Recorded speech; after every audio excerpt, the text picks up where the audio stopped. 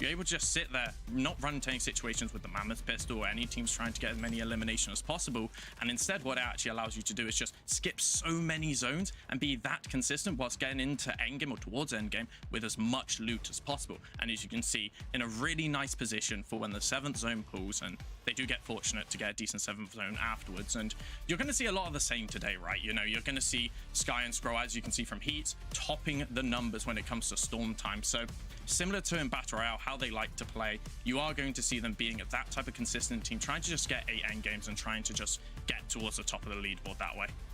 Yeah, I think whether you're a team that's sort of playing in Storm or a team that's sort of trying to play for supply drops, it's about sort of, if you're a supply drop team, you're trying to be a bit more proactive, right? Making sure you're pre-planning your rotate so you're ready as soon as you see where it's going, get into where to go. Storm teams, you get a bit more freedom, I think, maybe to sort of pick your spots and play at a bit slower pace. Yeah, it's going to be really interesting to see if that changes tonight. I suspect it will be exactly as you've described it, Harry. 1.25 minutes average spent by Yapko and Panzer in the Storm. The only duo that spends less time in the Storm is Kakapski and Vexu, who spend less than a minute, 58 seconds. Let's hover over to our casters, though, because I know there's a few duos they're excited to see back in the lobby tonight. A lot of duos we're excited for, Frankie, but I want to think a bit about the past. There's been 3 qualifiers so far that have qualified 9 different teams to the LAN finals. But today in the lobby, Taco, we've got 5 of those teams competing. How do you think it's going to mix things up? Well, for starters, it could potentially alleviate some of the pressure on some of these other duos, but the facts are still standing here, Takata. We're looking for 3 new teams to punch their ticket for the EWC LAN taking place in Paris later on in August. But not only that, you're looking at a potential leaderboard that could consist of top 8, not necessarily just that top 3 position, but that's only under the assumption that our already LAN qualified teams are even performing to the standards that, you know, we've come to expect of them. And I know that they're not going to be the only teams looking to try and get a strong performance of the prize pool. Obviously, everybody wants to get their last spot on the battle bus for LAN. Yeah, one team I got in mind specifically is Thomas HD and Focus. I mean, they're same friend group as Sky and Scroll. It's a qualified team they're contesting. We'll see if they actually battle it out. But first, we're going to head back to the desk to continue breaking everything down. Thank you so much, guys. Let's take a look at the lobby list for tonight. Now we've seen the players that have already qualified for Paris, because already we've had Thomas and Focus mentioned by Takata, and naturally we're going to be talking about these guys. They finally made it to a Reload Elite Series final in our last final, but they didn't qualify through. I would have thought that this is a perfect format for these guys. They are known fighters, and Levin, I think that tonight hopefully they can do it. They've had more time as a duo and hopefully they're going to be feeling comfortable. All eyes are on these guys. Look, I don't want to put too much pressure on them, but the pressure is mounting. They're 2 of the best players in EU.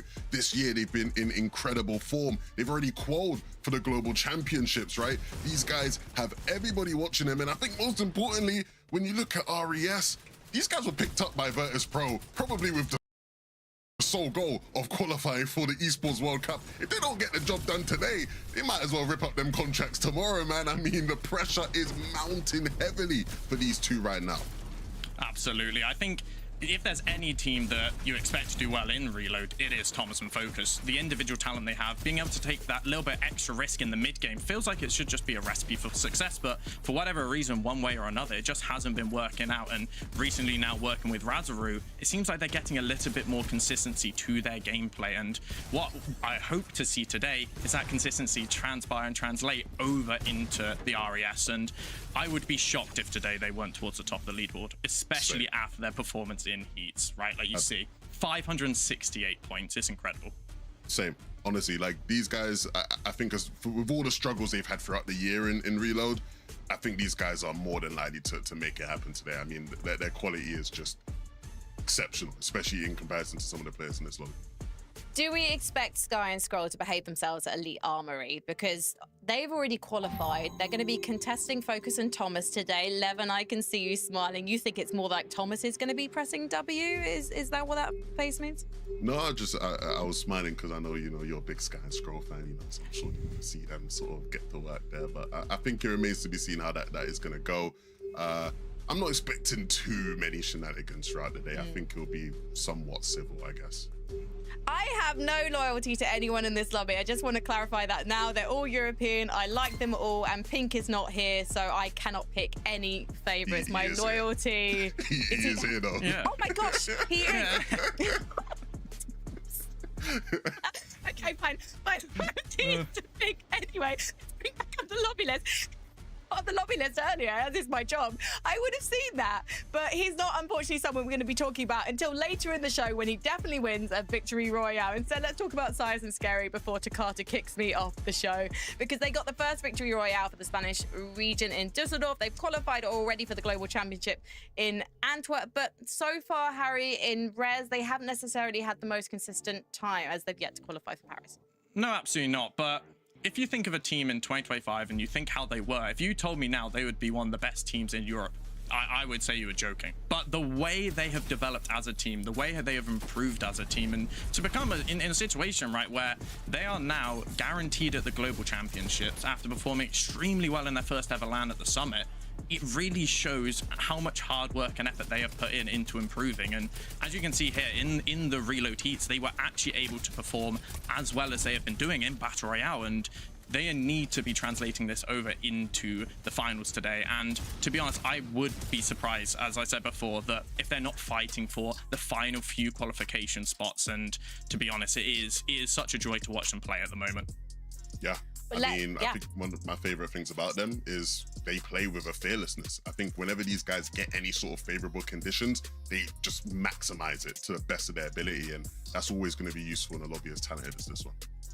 So you guys, speaking of talented lobbies, couldn't decide which other duo you wanted to predict big things for tonight. It got a little bit scrappy, I have to say, in the Discord chat. So, Levin, I know that you were, I guess, championing a rookie and an experienced pro who we always expect to see in these lobbies, and that is Rax and Yanis.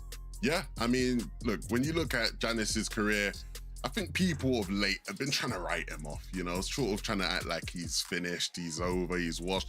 But he always seems to have a knack for just qualifying for big events and making it even when you sort of seem to doubt him. And I think playing alongside Rax is the key, because Rax has obviously been getting all the hype in the world this year, sort of has had a mediocre year considering all the hype he was getting towards the start of it. But as far as recent form goes, Harry, Rax has been alive. He has been looking a lot stronger, especially in sort of Battle Royale and the Div Cups in the past couple of weeks. And I'd like to see that translate here today, just because, again, when we talk about the young stars in Fortnite and them sort of showcasing that they're next up, for him to qualify to the Paris LAN and be able to showcase his talents on stage will be such a big moment for his career. And I think with the leadership and guidance of Janis, you know, I think they're in a good spot here, to be honest, uncontested today. I think they can secure one of those 3 spots. That 3.89 damage ratio from Rax there, that is the highest of all the duos in the lobby tonight. Obviously, captured during the heats. Now we've got a set lobby. Things could be very different tonight. Let's hope that Rax can use the experience he's had so far and step things up for him and Yanis to make it to Paris, because Yanis, we expect to see him on LAN. Harry, though, speaking of LANs, you have gone with a duo that will surely be an audience favourite if they make it to Paris, and that's our French duo, Izzy and Nosip. No, absolutely. And this isn't just because they're a French team and we want to see a French team at the LAN. I truly believe they are the next up-and-coming team in EU, right? You've seen them, you know, qualifying to their first LAN from the Summit. It didn't go exactly how they wanted to, but in continuing that form into this season, qualifying all the Division Cups, also then qualifying into the Reload Elite Series finals, the form here is just one of the best on the region right now. And as you saw on this Storm leaderboard, if you remember, they were second on there. So clearly with their new coach, ADN, a good friend of mine, they've been trying to perfect how to play Storm, how to be as consistent as possible. And if you only need to get to top 8, maybe top 7 to qualify, getting 8 or 7 end games is all you're really going to need to be able to qualify to Paris. And we need to see them on the LAN. We need to see the new generation of France and French players perform, and I'm just really excited to see what they've got this weekend. And yeah, as you see, second in heats, not just, you know, scraping by, clearly doing well in the heats, and I'm expecting to see more today. 42nd in the FNCS Summer Finals. Not bad. That's hopefully setting them up for success in Paris. But Levin, this is a different way to play the game. It's not Battle Royale. Absolutely, it's not. But I think, you know, as much as we disagreed on that one, we see the talent with these two. I think they've got more than enough quality to make it happen. All right, then. Well, let's see. We've got 8 games tonight, 3 spots in EWC finals up for grabs. So let's head over to our casters, Taco and Takata. Go Pink. Thank you so much, Frankie. Yes, Pink is playing alongside Haris, but this is the final qualifier, 4th qualifier, Taco. You mentioned it earlier. It could be top 8, top 7, top 6. We don't even know. What we do know is 3 new duos will qualify. The most exciting. I think without a doubt, it's just seeing what kind of circumstances really unfold. I mean, Sky and Scroll, ball is somewhat in their court when you are already a LAN qualified team for the EWC event and you've already locked in Summit. It's a little bit hard for Focus and Thomas to essentially punch back, but I don't really anticipate them. I think we've been seeing oftentimes that specific POI gets split pretty heavily in these past qualifiers. So let's see just exactly how Game 1 pans out.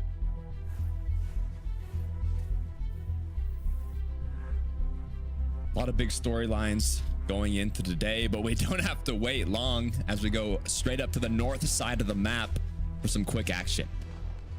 Yeah, and that's to be expected, but Aris playing a little bit of spoiler right now.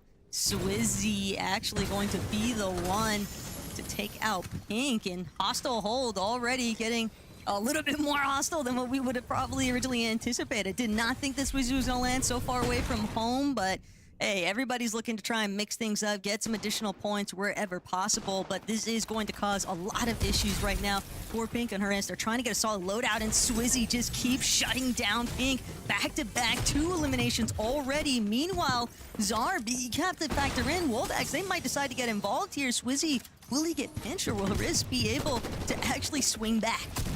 Yeah, I'm a little confused. I mean, I thought they were going to go chiseled cube, but Swizzy has to be careful now. His teammate is back at the start of the game. Reboots come through a lot quicker, so you don't have to survive too long before your teammate's back in the game. Zarb does pick up Swizzy. Couple back and forths, couple eliminations, racking up the points, but you don't want to let it stagger for too long. Will at least stem a little bit of that bleeding, though, for Haris and Pink. It is a tough position to be in, though, when you are already factoring in being contested and now having to even deal with an additional player. Swizzy keeps running that one back. Pink or Haris, they're certainly got to keep their eyes peeled out now, but Focus, Thomas might be encountering their own early engagement. Harry, just close your eyes right now because Izzy, unfortunately, already eliminated. But Focus and Thomas, again, just another team that's really trying to establish themselves early on. It's all good. He'll be back in the game now. Teammate's still up. Levin was mentioning it. This is a big day for Thomas HD and Focus. Want to see them make it. Not yet qualified. When you think of this duo, how well they've been playing, you'd hope that today's the day they can make it happen. Just got to see what else is unfolding, though. Yepko and Panzer, much more slowed down early unfoldings here. No one contesting them, taking their time, just gathering their materials. And you also have to remember, being one of those teams that has already confirmed your spot, it just makes the process that much easier, and it makes you all that much more of a threat. But a lot of these other duos that aren't already qualified for that land, they're gonna really be looking out to see just how far they can elevate themselves on the leaderboard at the starting point. Skyjump and Momsy, Art of France for sure, and definitely one of those teams. And I know Solari's going to be getting awfully loud for boy Skyjump, hoping they get a pop-off performance here. The arm Deemish, a little pressure, but nothing they can't handle just yet. Yeah, I mean, second zone, a lot of time to work with. We'll see a lot of zone playing if you haven't been around for the recent Reload Elite Series qualifier finals. As Harry was mentioning, showing off in the number stats, a lot of teams do tend to play in the storm, so they're okay with taking these staggered fights per se in the outskirts, especially if they have pads close by. But Deemish and Darm, nothing to worry about yet. It's part of the problem, though, because these end games are going to be relatively stacked, especially if they're following more or less the same sort of patterns that we saw throughout the Heat's process. When you have teams that are able to just so consistently ride out, taking those early ticks of Storm into the first partial, into the second partial zone, it makes it a lot more difficult for teams that are desperately trying to get placement lined up, because it's one thing to be in an endgame, but it's another thing to be in an endgame when there's also 17 other duos still alongside you. So it's going to take some time to really try and build up those points. Riss and Pink potentially even looking to get a little bit more aggressive early on. Could be one way to get a loadout refresh, but more importantly still, I think they just want to be able to claim the rights fully for hostile hold.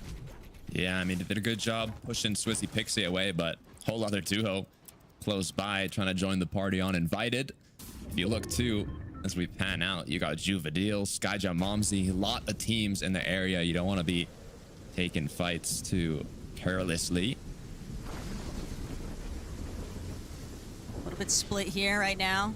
Momsy and Skyjump both just kind of hugging the exterior edges of the map right now. And they know got a little bit of a journey ahead of them. It can be difficult trying to break into that edge of zone when you're sure that there's already pre-established teams looking to try and play the cutoff points. But again, these early Storm ticks are not really that much of a threat, especially when teams can opt to just go play with patch-up methods over by the vendings. And for Momsy, Skyjump, a little bit of a lurk here now. Valkyrie never saw it coming. Skyjump with the immediate collapse off of those things by Momsy. And Valkyrie, whether or not he'll be able to squeeze out of this position, only time will tell. Cutting the distance, need to close this out quickly. Once you have that big HP and shield advantage, you do not want to let their teammate come on through, and that's exactly what Chuck just did. Big shot connecting, but it's not going to be big enough. Momsy, Skyjump still have a good amount of shield. Barry now doing what he can to stay up, and it looks like it's turned back into an even 2v2. Better still, though, for Skyjump having control of that vending machine, but it does allow Valkyrie some room to breathe. Chuck, though, under duress. Momsy making the approach. Valkyrie now trying to see if he can apply a little bit more pressure alongside his duo, but there needs to be a conclusion. These early fights, these early exchanges, one elimination already, but two in tow right now for Momsy and Skyjump. But more importantly still, Takata, it's the later that you take these fights, the more at risk you are of losing your entire loadout, and trying to refarm and reestablish is only going to be that much more difficult in a finals lobby caliber. Yeah, it's not just about the reloads or reboots getting disabled. It's like you mentioned, Taco, having to play these end games with very bad weapons, low mats, low heals, low consumables. Even if you have the chance to reboot back in, if you don't have your kit, it's going to be extremely tough. Speaking about kits, what are you thinking about the loadouts? You've been watching qualifiers, seen you panning in. I mean, Mammoth, RPG, what are you thinking? I think for the most part, anybody that's able to find an exotic or a mythic is going to be more than happy. But the most important part still here, Takata, is just who's carrying or taking advantage of the launch pads, really. I think that has been the real difference maker here. And Vadil already letting it ring out. Hellfire has been a bit on the resurgence tour. I have to remember, he's definitely what you would factor in as a veteran player, and alongside Winther, a little bit of a newer, up-and-coming kind of surfacing player. And I think a lot of Hellfire's experience and leadership has really helped this duo to shine in recency. But still, making it to the finals lobby is one thing, making it to the LAN is another.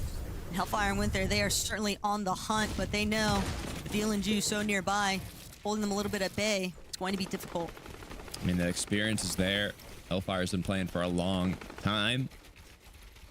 And in this kind of aggressive forward format, you know, I think they can make it happen. We'll see how it plays out. We'll see game one. It's 8 total matches. They go by quickly, so you kind of have to see where you're positioned, but we'll get a feel of the lobby from this first game.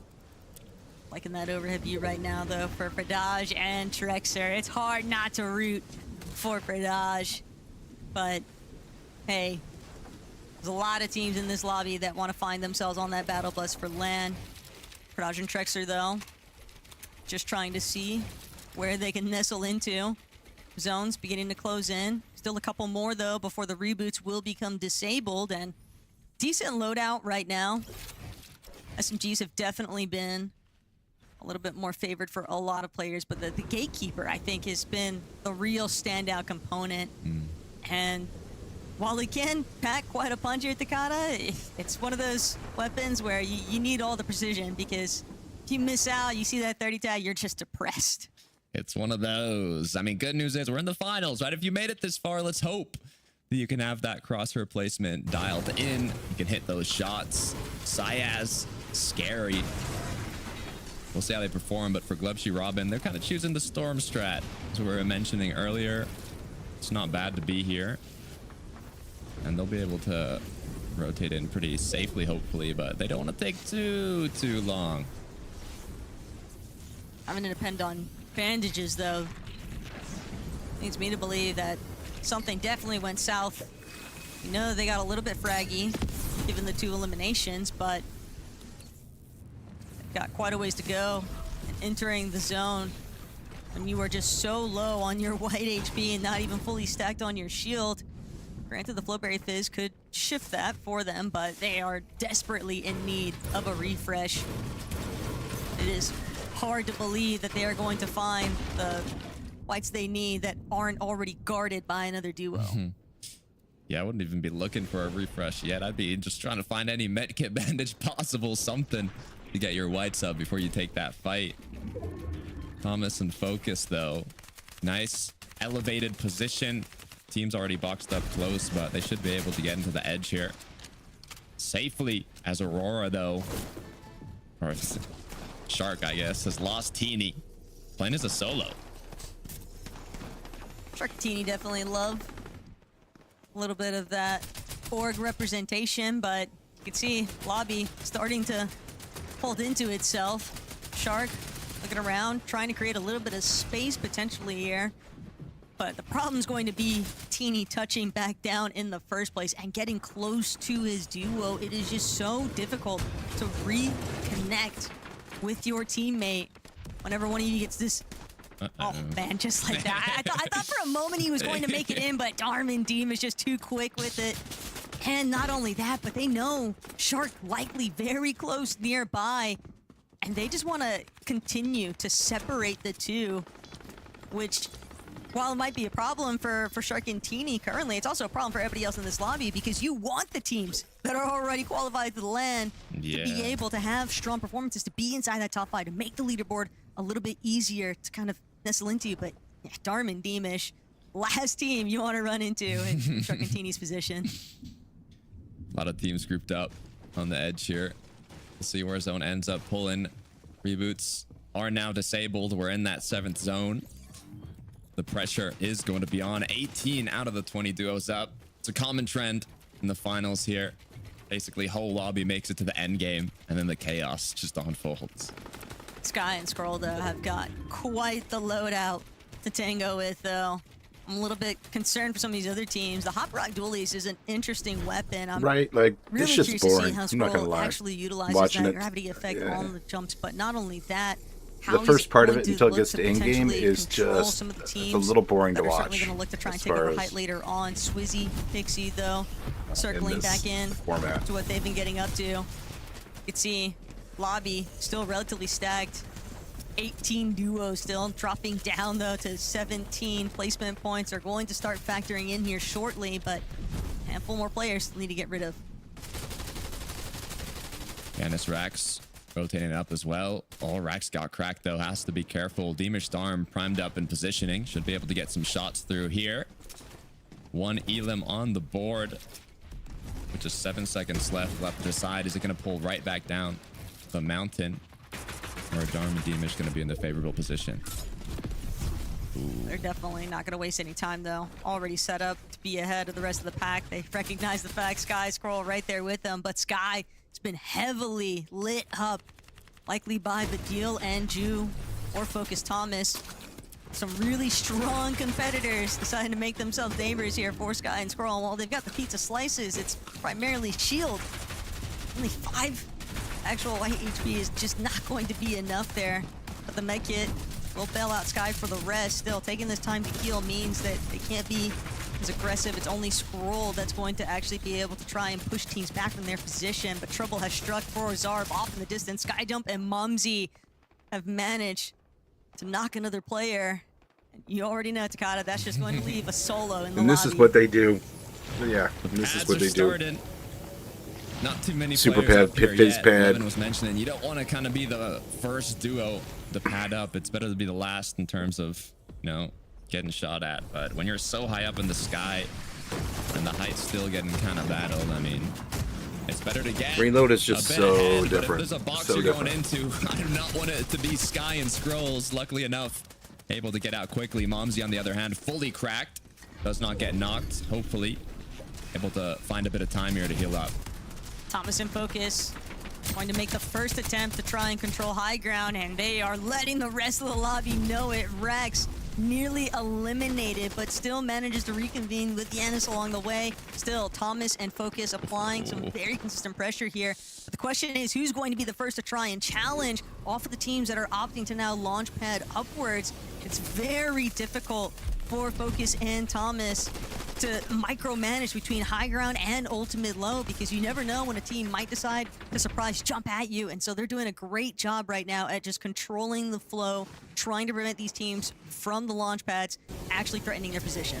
Yeah, I mean, they can assume they're going to try and float as long as possible. They want to get those free rotates. They want to conserve those mats. But as they get lower and lower, the pressure starts getting heavier. They have to start looking up and taking those shots. Momsy is going to be the target you want to hit in terms of HP and shield. But it's so hard to pick them out when there's just so many players above. Swizzy, though, gets knocked down. Focus picks up one. Two more players left on top. But they are going to continue controlling the height. Damish and Darm trying to see what sort of chaos they'll be able to control or manufacture even from underneath. Just looking for a little bit of room to breathe here. Panzer, Yakko, not to get involved in the action yet again, but Focus and Thomas, this has just been clinical from these two, doing a great job. RPD certainly helping them out in that department too, in terms of being able to just play destructo mode on the builds beneath them. But Yanis, Rex, still holding on, making their way through that secondary height. It's a big team. I'm excited to see how they are able to perform. Damish Darm with a quick pick onto Yapko. This is where the mats start running low. This is where you have to start looking for those refreshes, playing a little bit more aggressive. But when you got Thomas HD in focus, launching rockets from above, you got to be careful. Great change in layers, though. They're still holding on.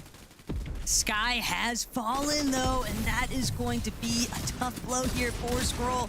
Now left to try and see if he can scramble, but there's anybody that can pull off a solo clutch. It's definitely this guy.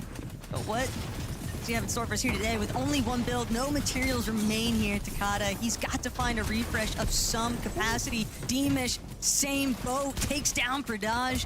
No problem whatsoever, but working to the backside of zone, this is just so difficult. Needs to find another elimination, needs that siphon to come through, but he's burning through his materials so rapidly, the lobby's just not giving him any sort of wiggle room to breathe here. As Yanis, Rax, now chopping a player into their box. It's going to be Volko who finds the end of the road here in game one, and Pixie still holding through. A lot of solos in this lobby, but Damish is not going to be one of them any longer. Elims is where he gets cut off by Pixie, shutting him down. 5 on the board now. Scroll still up somehow. Issue is he's out of heals. He has a 2v1 as Yanis is going to knock down Scary. Decent amount of mats picked up, but so trapped down in the zone, it's going to be difficult to get back in. In the meantime, I'm wondering, Thomas, Focus, they still have height. They're still applying that pressure from above, but Fadil is now left alone. Perfect deal. I'll at least be able to find another elimination. That little bit of siphon material goes a long way in these types of end games. But Thomas, Focus, they have had control of height the entire time, and the rest of this lobby has been so punished for it. Still, Fadil barely managed to hang on, but Pixie finds him hiding around the corner, and now Pixie will be able to pick up an exotic SMG. What can he do next with it? Pulling this one off is going to be a massive ordeal here, and Focus Thomas, they're not going to allow it to even be the case. That is an easy peasy victory royale, and it just looked clinical from those two. This is what I've been waiting for, all right? I've been waiting for Thomas HD and Focus to qualify. They just giving us a bit of stress, you know, stressing us out, waiting for the last qualifier to make it happen. I don't want to get ahead of myself, all right? We're just one game down. There's 8 matches to be played out, but Focus Thomas made it look simple, held tight the whole game. Frankie, I'm not playing Reload. how we feel? Not gonna do that. I was enjoying the aerial show and the end game there, but I was enjoying Focus and Thomas being on top at last even more, Levin. Yeah, have you heard this really cool thing called high ground in RPG? It's pretty Damn. trick, that one. Yeah, I mean, when not only with an RPG, but you put two of the best aimers on high ground, it's a recipe for success, right? You just see the amount of teams padding down, even with the free fall effect, just getting absolutely Won the last game, by the way. It's impossible Forget how. to even counter it, really. And yeah, if this is exactly how they played the Heat. They've been able to translate it over into the finals, and if they're going to keep doing this, then this might be a quick weekend for them. Yeah, absolutely. I mean, these guys are phenomenal, ultimately. And like you said, regardless of them having the RPG to apply sort of infinite pressure, right? They have just the mechanical and technical ability to just execute in those moments that you're talking about. Like some of those people dropping down, like again, the aim training. I know Focus is, I want his routine. Whatever he's doing, I want to be doing that because, you know, some of that tracking was unbelievable. I know that Thomas has never won, famously, an FNCS major final. If he wins a Reload Elite Series qualifier final, does that kind of count? Man. We're not counting that one, Frankie. But don't worry, the big one's coming this year. Just you wait. Hey, let me not speak too much, but trust me, we're happening. This is a way to get some momentum, but we still have 7 more games. So the question is, can Thomas and Focus maintain this high ground and that freight train that's hopefully taking them all the way? We'll have to see. Let's take a short break.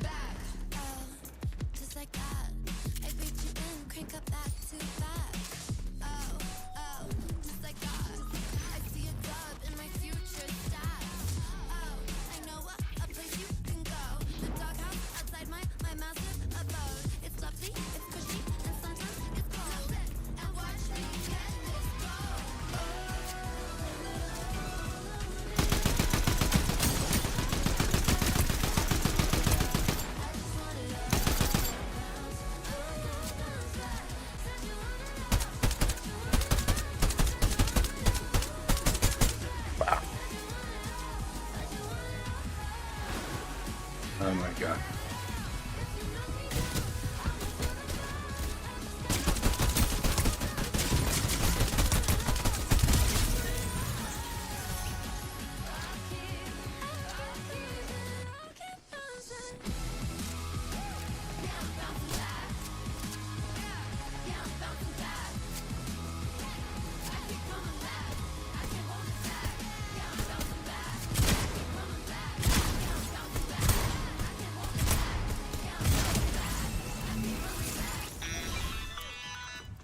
Focus, Thomas, and an RPG on the high ground from Zone A. Oh, it turns out that is a recipe for a victory royale, but we're only 1 game into our final qualifier final of the Fortnite Reload Elite Series.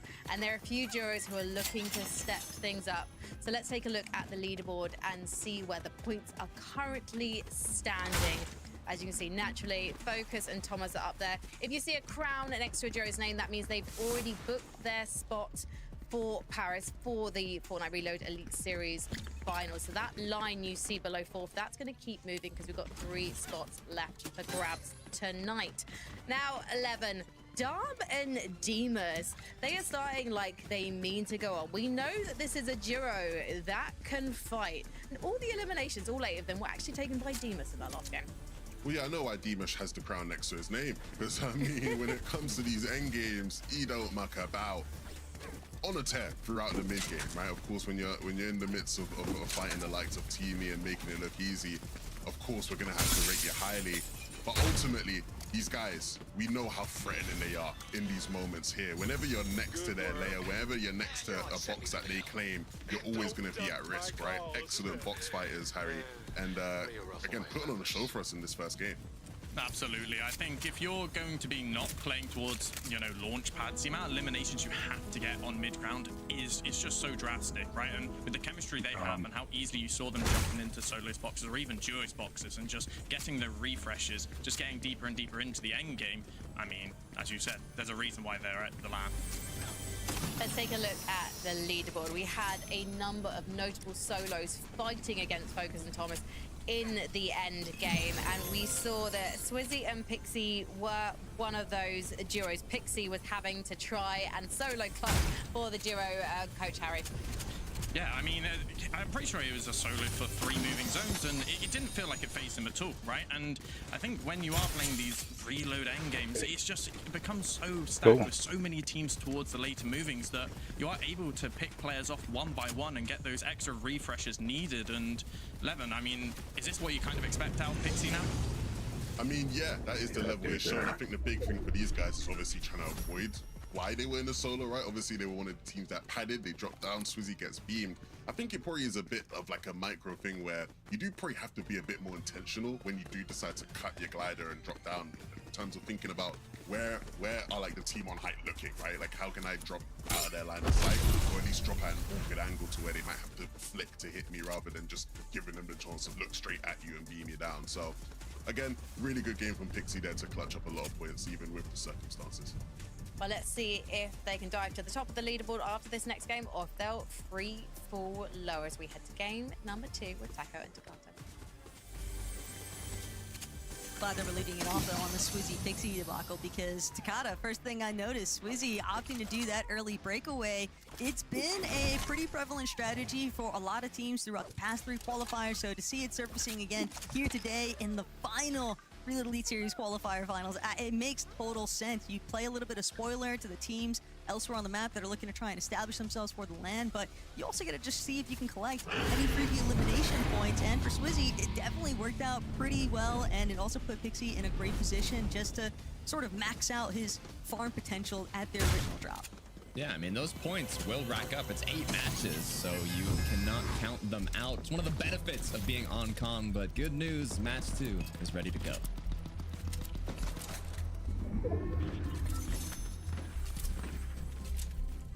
Everybody just waiting to see, will there be an unexpected guest at our drop?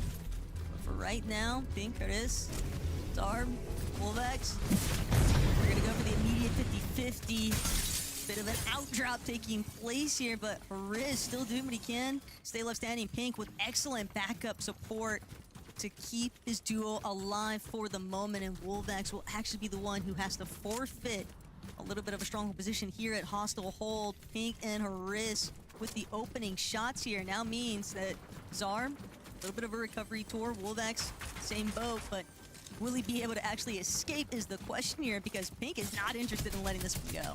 No, a constant battle might come through. I mean, they've got the HP shield advantage. Haris would have to come back from about 10 HP, so it took a bit to heal up, but they were able to do it much quicker than Zarb and co, so looks like they could continue racking up those elimination points. 2 on the board already.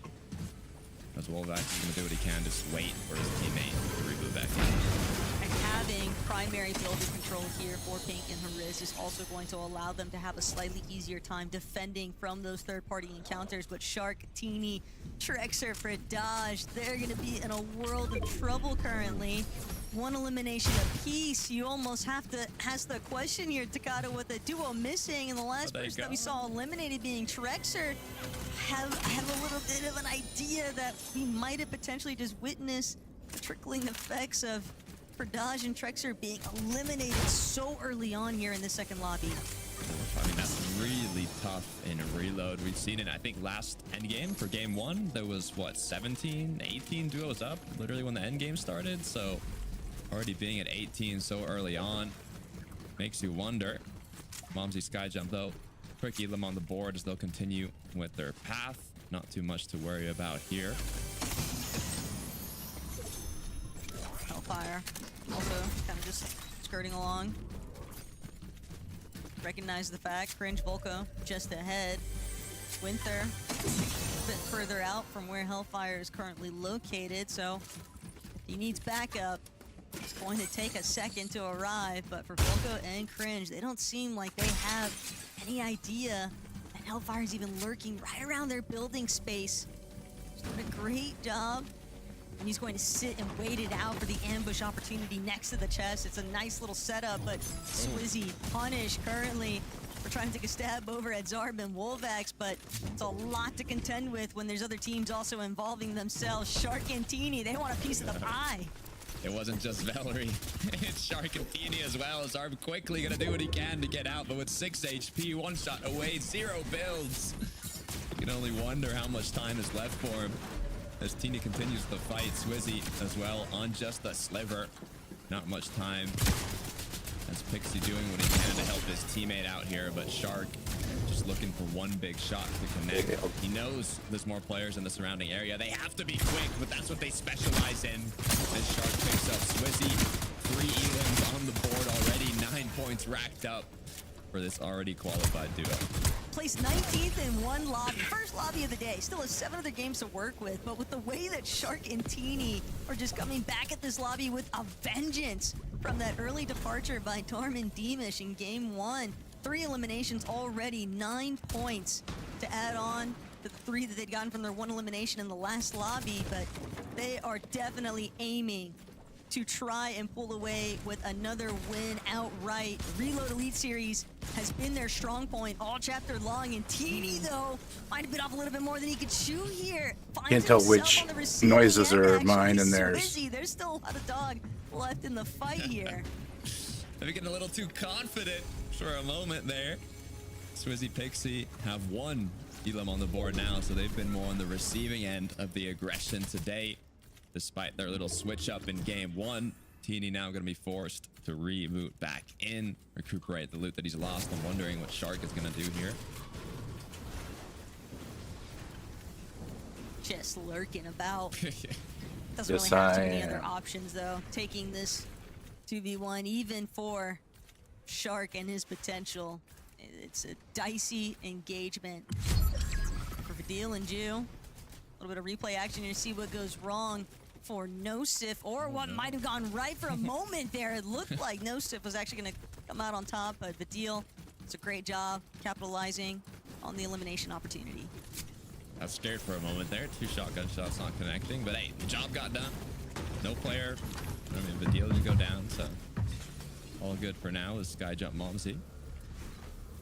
Looking to see if they can represent in Paris. 27 points already. We'll see what they can do. Harry kind of called it on the desk during the pre-show, though. What you're really looking for, if we are factoring in, like, let's assume that all the teams that already qualified for LAN also find themselves in top 5 here today. Then you're trying to gauge, can I put myself into a top 8 position? And so for a lot of these teams, yes, we're going to see the lobby kind of spice up a little bit as the day goes on, but I think realistically, he was right on the money with the sense that all you need is to just make it to the end game.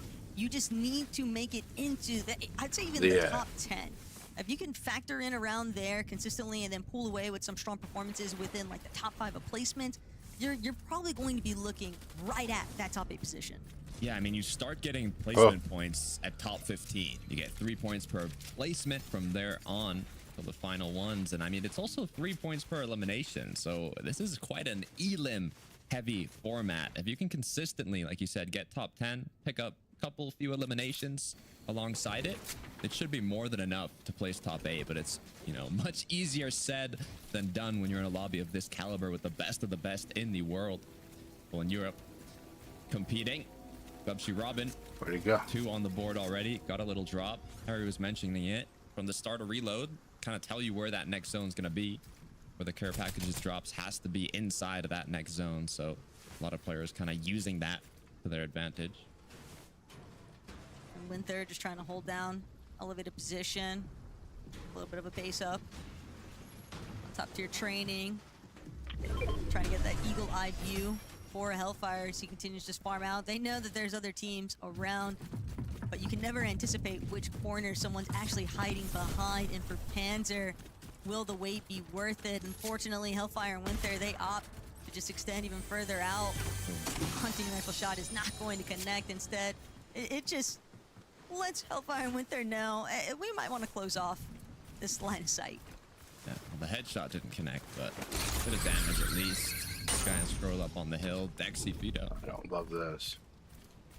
Pretty calm. Mammoth in hand. Looking to see if they can make anything happen. Last game, though, Thomas focused with that RPG on high ground. It was looking lethal.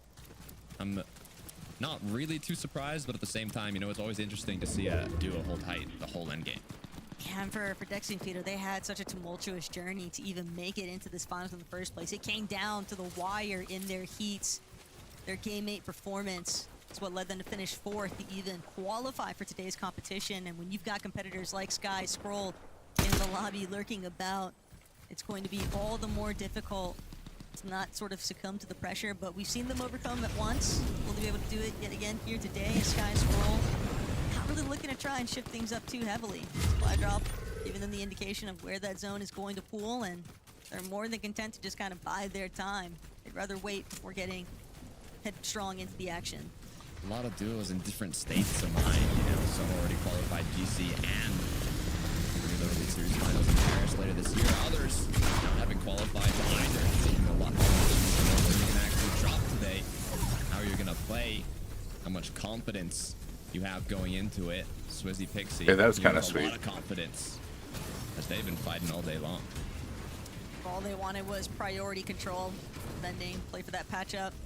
Swizzy utilizing it. Those warning shots sent Wolvex's way, kind of letting them know, don't try to swing back over our direction.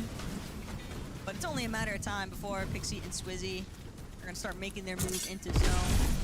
Even with that patch-up method, it's still going to be a little bit of a travel time. You're dealing with other teams that are already established. It's always difficult to break in. Fringe Volko, free farming up, making sure they can set themselves up. I mean, we talked about it when the game started. We're like, oh, whoa, 18 duos. Okay, well, now we're in 6th zone. Reboot's about to be disabled, and we still have 18 duos. This is where the game actually begins. For sure. And for some of these teams, they're really just waiting for the reboots to be disabled before they decide to get a little bit more aggressive, try and find those isolated pick opportunities, put duos into those solo situations. They'll have to scramble to try and make up the difference here. Rax and Yanis, though, supplying control. Could be a difficult position for anybody that comes their way, but it's like the calm before the storm, really. You're watching these teams settling into their positions. That it is. Got high hopes for Rax. He's been performing a lot recently. Hoping this could be his year, but you know, we're still waiting on that major tournament performance, right? Qualify to a land, on that. The expectations are there. Just have to see the performance matches. Well, in Rax's case too, you know, experimenting with a a couple of other duo partners before realizing that Yanis really was just the best fit all along. I mean, thinking back even on the Div Cup Finals performances taking place recently, in fact, they're qualifying into them, the last two at least. June 20th Finals for Div Cup, 3rd place. The most recent one, unfortunately, netted them only in 13th, but it's still, the potential is obviously there. Now they have to translate that into a Reloads environment, which everybody knows Reloads obviously going to be very different than how it's played out versus standard VR, but Hang on.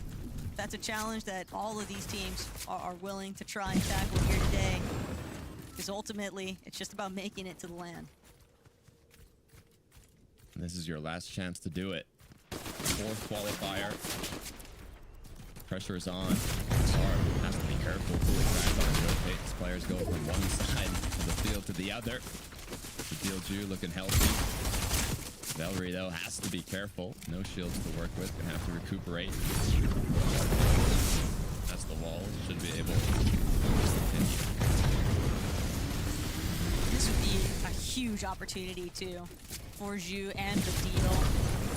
They came in at the final hour to qualify for that Major 1 Summit LAN. And if they make it here today into the EWC LAN over in Paris, Takata, I almost wonder if that might potentially cause the Deal to have second thoughts about some of his plans for Battle Royale later on in the season. But right now, zoning in on today's competition, Thomas Focus, can they do it again? We saw them have a clear commanding control of their heat. Pre-Victor Royale is something to scoff at. That game 1, sure, might have been made a little bit easier with RPGs on height, but even without it, will they be able to control high ground one more time? Careful though, the second range, Sharktini. There's a team you're fighting. I don't know if you want it to be them. Confidence is there from Thomas and Focus. They want the back-to-back, but you gotta find that right opportunity to strike. We'll see how aggressive Sharkantini actually try and play here, but so far just holding on for those rotates, looking to see if they can get a quick beam. Got company though. Texi and Fido also directly underneath their layer. It's Thomas Focus. They have made it right up to the high ground, continuing to build their way out. A lot of hard materials being invested here right now, but it's just such open surface right now with the way that the zone has pooled. All these other teams underneath them are going to have an incredibly difficult job cut out for them. And Sharktini already trying to make full use of the launch pad, but Thomas and Focus are just not giving a rest towards punishing these teams that are in the sky. Very consistent beams coming through, and you can already see some of the dominoes effect taking place in the underlayers too. Teams are just kind of getting swallowed up in the pressure there.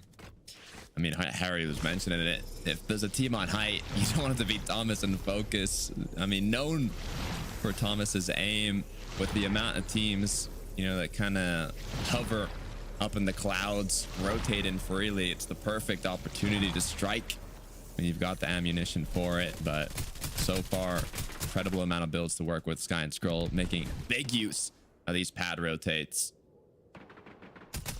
With several different duos currently up in the air, Thomas and Focus, they're gonna have to split a little bit of their attention here, but Swizzy, Pixie, Sky Jump, just trying to dash on through, but Swizzy with the cutoff. Can he take out the body though, constantly rolling around the box?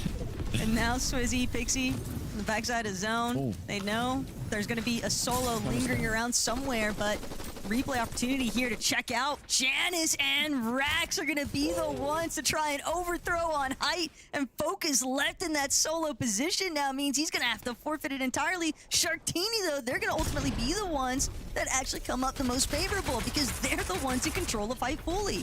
We're talking about waiting for the right opportunity to strike. Well, Sharkantini found it right as Rax Yanis took that high ground retake. They swooped it away. Swizzy, Pixie. We saw the solo clutch from Pixie in the last game. Now with this teammate up, let's see if they can make it even further. Doing a great job through the middle layers. Rax, though, you can see all the trouble that brewed. Even though they got the initial early strike onto Thomas, it came at such a steep cost. trying to deal with Shark and Teeny has ultimately led to them being eliminated in this lobby. Is Swizzy, Pixie, though, 4 eliminations, and they don't look like they're slowing down anytime soon. They don't care the slightest about the high ground when they're able to fully control these lower layers so consistently. But Vidil, Ju, they might be able to put a stop to it. Looking back, trying to make sure that they stay a little bit more close in tow to that front side position. Vidil looking for an opportunity here, see if he can capture anyone that's just trying to wiggle their way through, but Catch Me can't escape from Fido. A lot of players have big tarps built out here. Have to be careful if the zone pulls back. Sky, though, having lost Scroll. We've seen Scroll clutches solo. We've seen Sky make incredible solo clutches as well. Both players are more than capable of it. With 63 points, already having qualified, the pressure is not as heavy on their shoulders. We'll see if Sky can make it happen for Swizzy and Pixie, though. Zona's pulled a little back, but not fully. Vidil gonna get taken down. That's 5 on the board. That is a tough break right now, too, for Vidil and Ju. They were working really well as a unit, but that cutoff angle from Swizzy and Pixie is just causing so many issues for these other teams. Pink, Haris doing what they can to try and escape the bulk of the pressure. Hellfire from behind, making a little bit of a stealthier approach, but these big axe swings, they're not all that quiet. Swizzy, Pixie, front side low. Hellfire gonna catch him off guard though, but the miss! The Gatekeeper needed to connect there. Instead, he gives away his position entirely, but Swizzy still having some issues here. Both of these players struggling, and finally it's gonna be Swizzy who actually closes this one out, but that has bought just a little bit more time for some of these other solos to try and take over here, and Sky gonna be one of the first to look to lead the charge. Made a dent in their game plan. Sky, though, with just 10 builds left with second height. He's got pressure from above. He's got pressure from below. He has to make something happen. He's running out of builds. Good news is he's got a whole pizza party in his inventory. He can play this storm. He hits his shots. A 2-piece quickly for Sky. He is not finished. That's part of the problem with some of these pistols involved. Pink, Hariz just jumping around, but Sky, he takes down one, can't get the other. It's all up to Pink. How many more points can he actually clutch up here? But Pixie is going to fall. Shark and Teeny, from the moment that they were able to steal away height, they kept full control of it, and the rest of the lobby just had nowhere left to run to. I think there was 6 teams up. Look, a lot of solos, but there was 6 teams. Blink of an eye, everybody's gone. Everybody's eliminated. Shark and Teeny win the match. They picked up a good amount of elims. They held on to height. They got the job done. So let's head back to the desk to break it all down. Thank you so much, guys. There was so much to love here from Shark and Teeny's performance. They went out 19th in game 1. Game number 2, it didn't put them off. They pressed W all the way. They managed to take advantage of Yannis' successful challenge to focus on Thomas and nab that height, Harry. It was perfection from these guys. Absolutely, and I think when you think of Shark and Teeny, the sort of like domination they have over the lobby, right? One bad game and, all right, we're going to go key this team, we're going to go look for a fight over here, and it gets you into a situation where you have the best loot possible going into endgame, and it gives you those extra eliminations which pushes you up the leaderboard. And there's a reason, right, why the landing spot right now that they're landing at in the last finals was split, and in this finals the whole area around them's uncontested. No one wants to fight them at all, right? And look, when there's any action on height, you know Shark and Teeny are going to be there to clean up. And Levin, I mean, can they continue this throughout the rest of the day? I mean, we're talking about Reload Elite Series and Shark and Teeny. So, yeah, based off of the previous ones, it's likely they end up in first place. I mean, it's just what they do. And, you know, you sort of touched on it, Harry. This game started off very differently. There was clear intention that we have to be more aggressive. We have to play to our strengths. And the second Thomas went down on height and left Another one I wanted to the add. opportunistic nature of these two. But I see what it was. And they did not look back from there. A very standard Shark and Teeny game, I think you'd have to call it, as far as what we've seen from them in Reload tournaments this year. We've seen Shark cut his teeth on LAN in Dusseldorf, and I know that right now these guys are purely focused on Paris. They've already made it, but can they make it to number 1 again? These guys are going to be dominant probably after the break.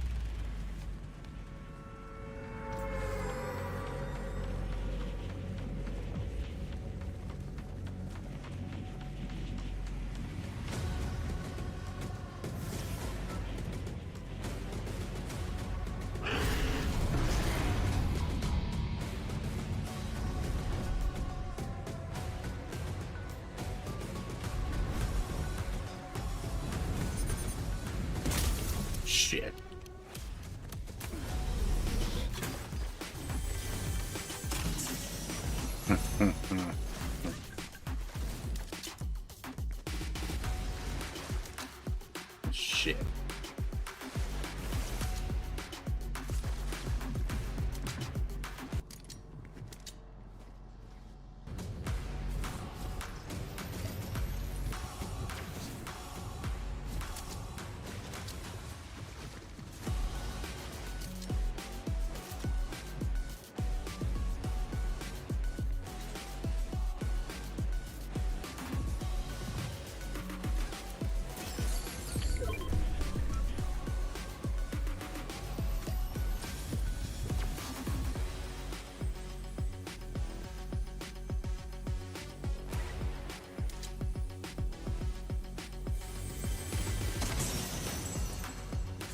Yo.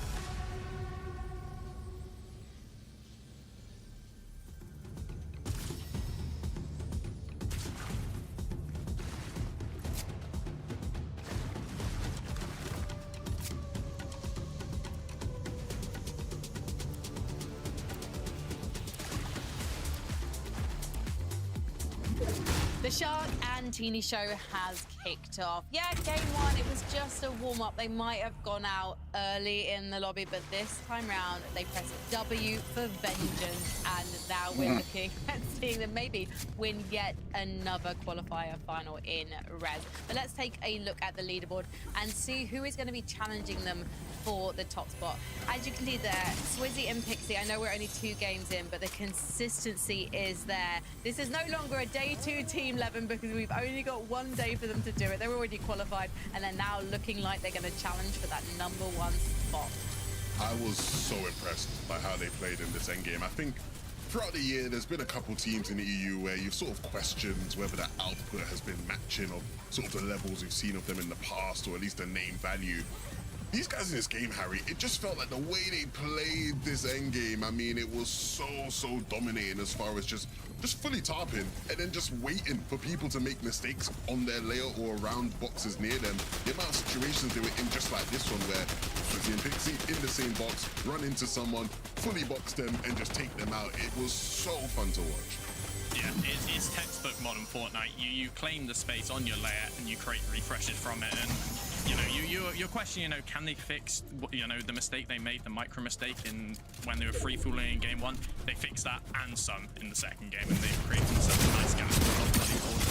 I know we're always talking about the Danish duo of Pablo Chino being the Clutch Kings, Son of a but bitch. actually, Sky and Skull, I feel like this year we see them getting things done. They are each other's insurance policy, and in that last game, Harry, it was Sky who was just on his own in the end game, picking up multiple eliminations.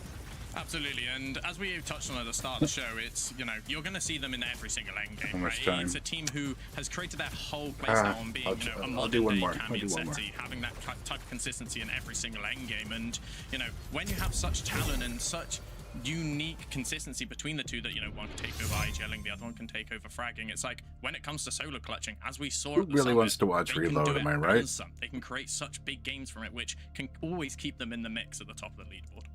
Well, let's see who takes game #3, because Outcast is back onto Carter already. Thank you, Frankie. What's interesting is post game 1, it was top 4 qualifies you, and now post game 2, top 6 qualifies you, because more and more of the duos that are already qualified are getting into that top 3, that top 5, and it is expanding. They don't want to get too excited just yet, though, because if there's one thing that's always held true when it comes to the Little League Series finals, is that we are frequently seeing usually around that 4th or 5th game period. So we're about 1 or 2 lobbies away from really starting to see some of these duos start to really mix things up, because obviously teams that are outside of that top 10 position, that's a rough storm, man. they're going to start trying to pull out all the works to see whether or not they can come You know what, back though? with some huge leapfrog potential in the leaderboard. And safe. then obviously the teams that are already in that spot, they want to try and hold on to it. It starts here in game 3.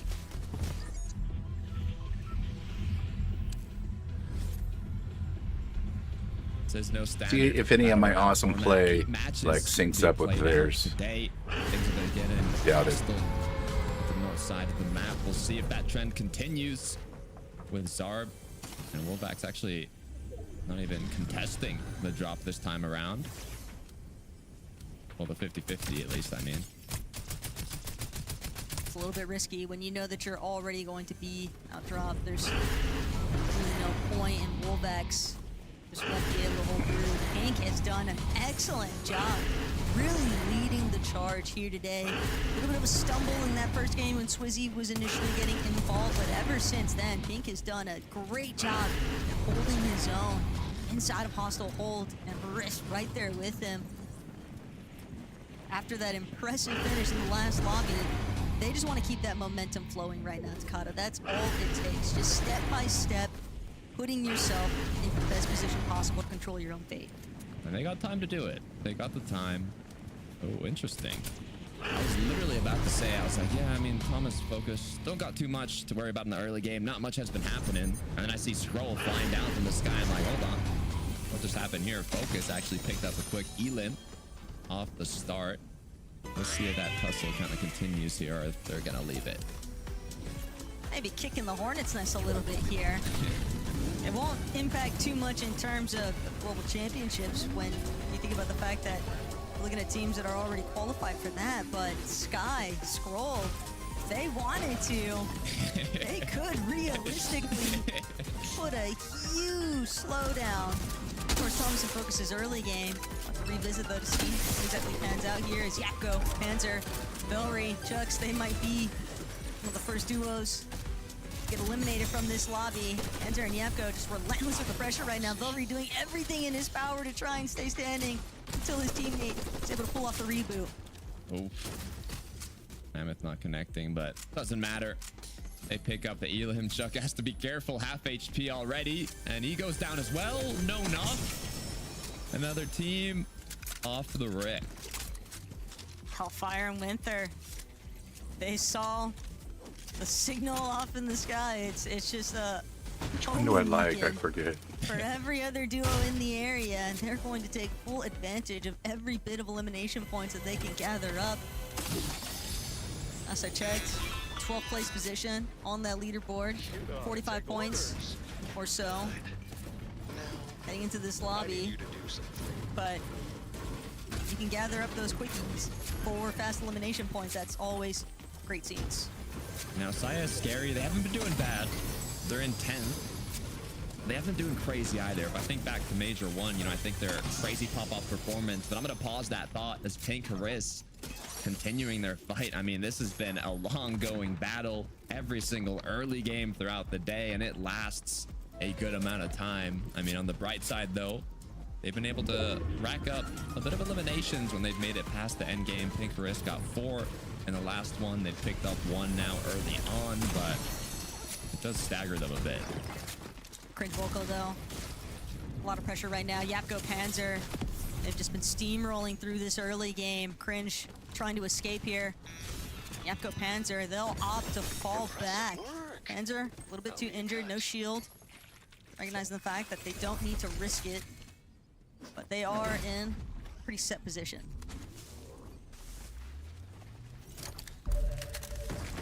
Volko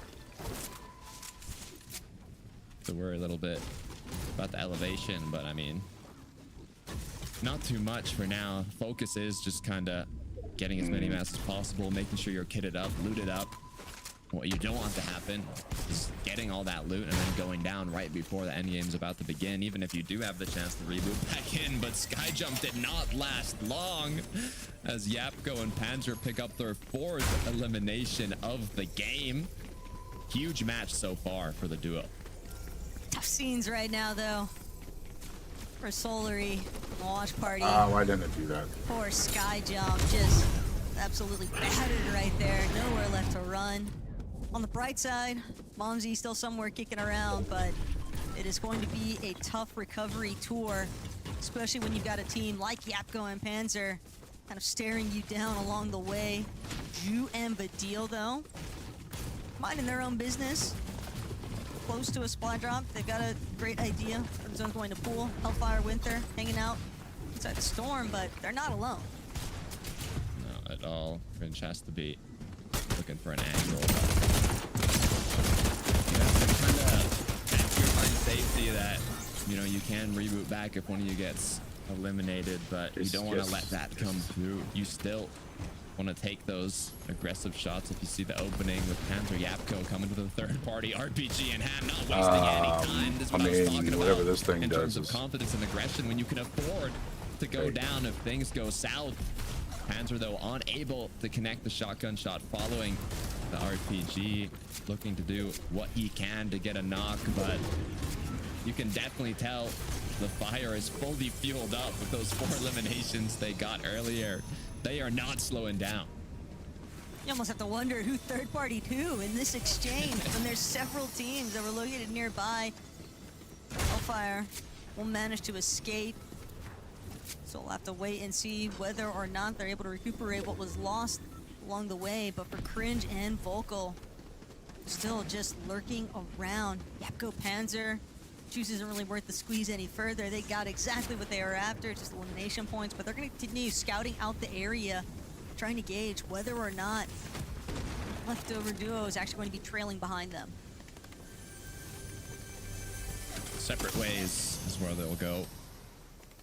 As Rax is playing in the bush, Yanis in his box. Rax is gonna have to move towards the base here, but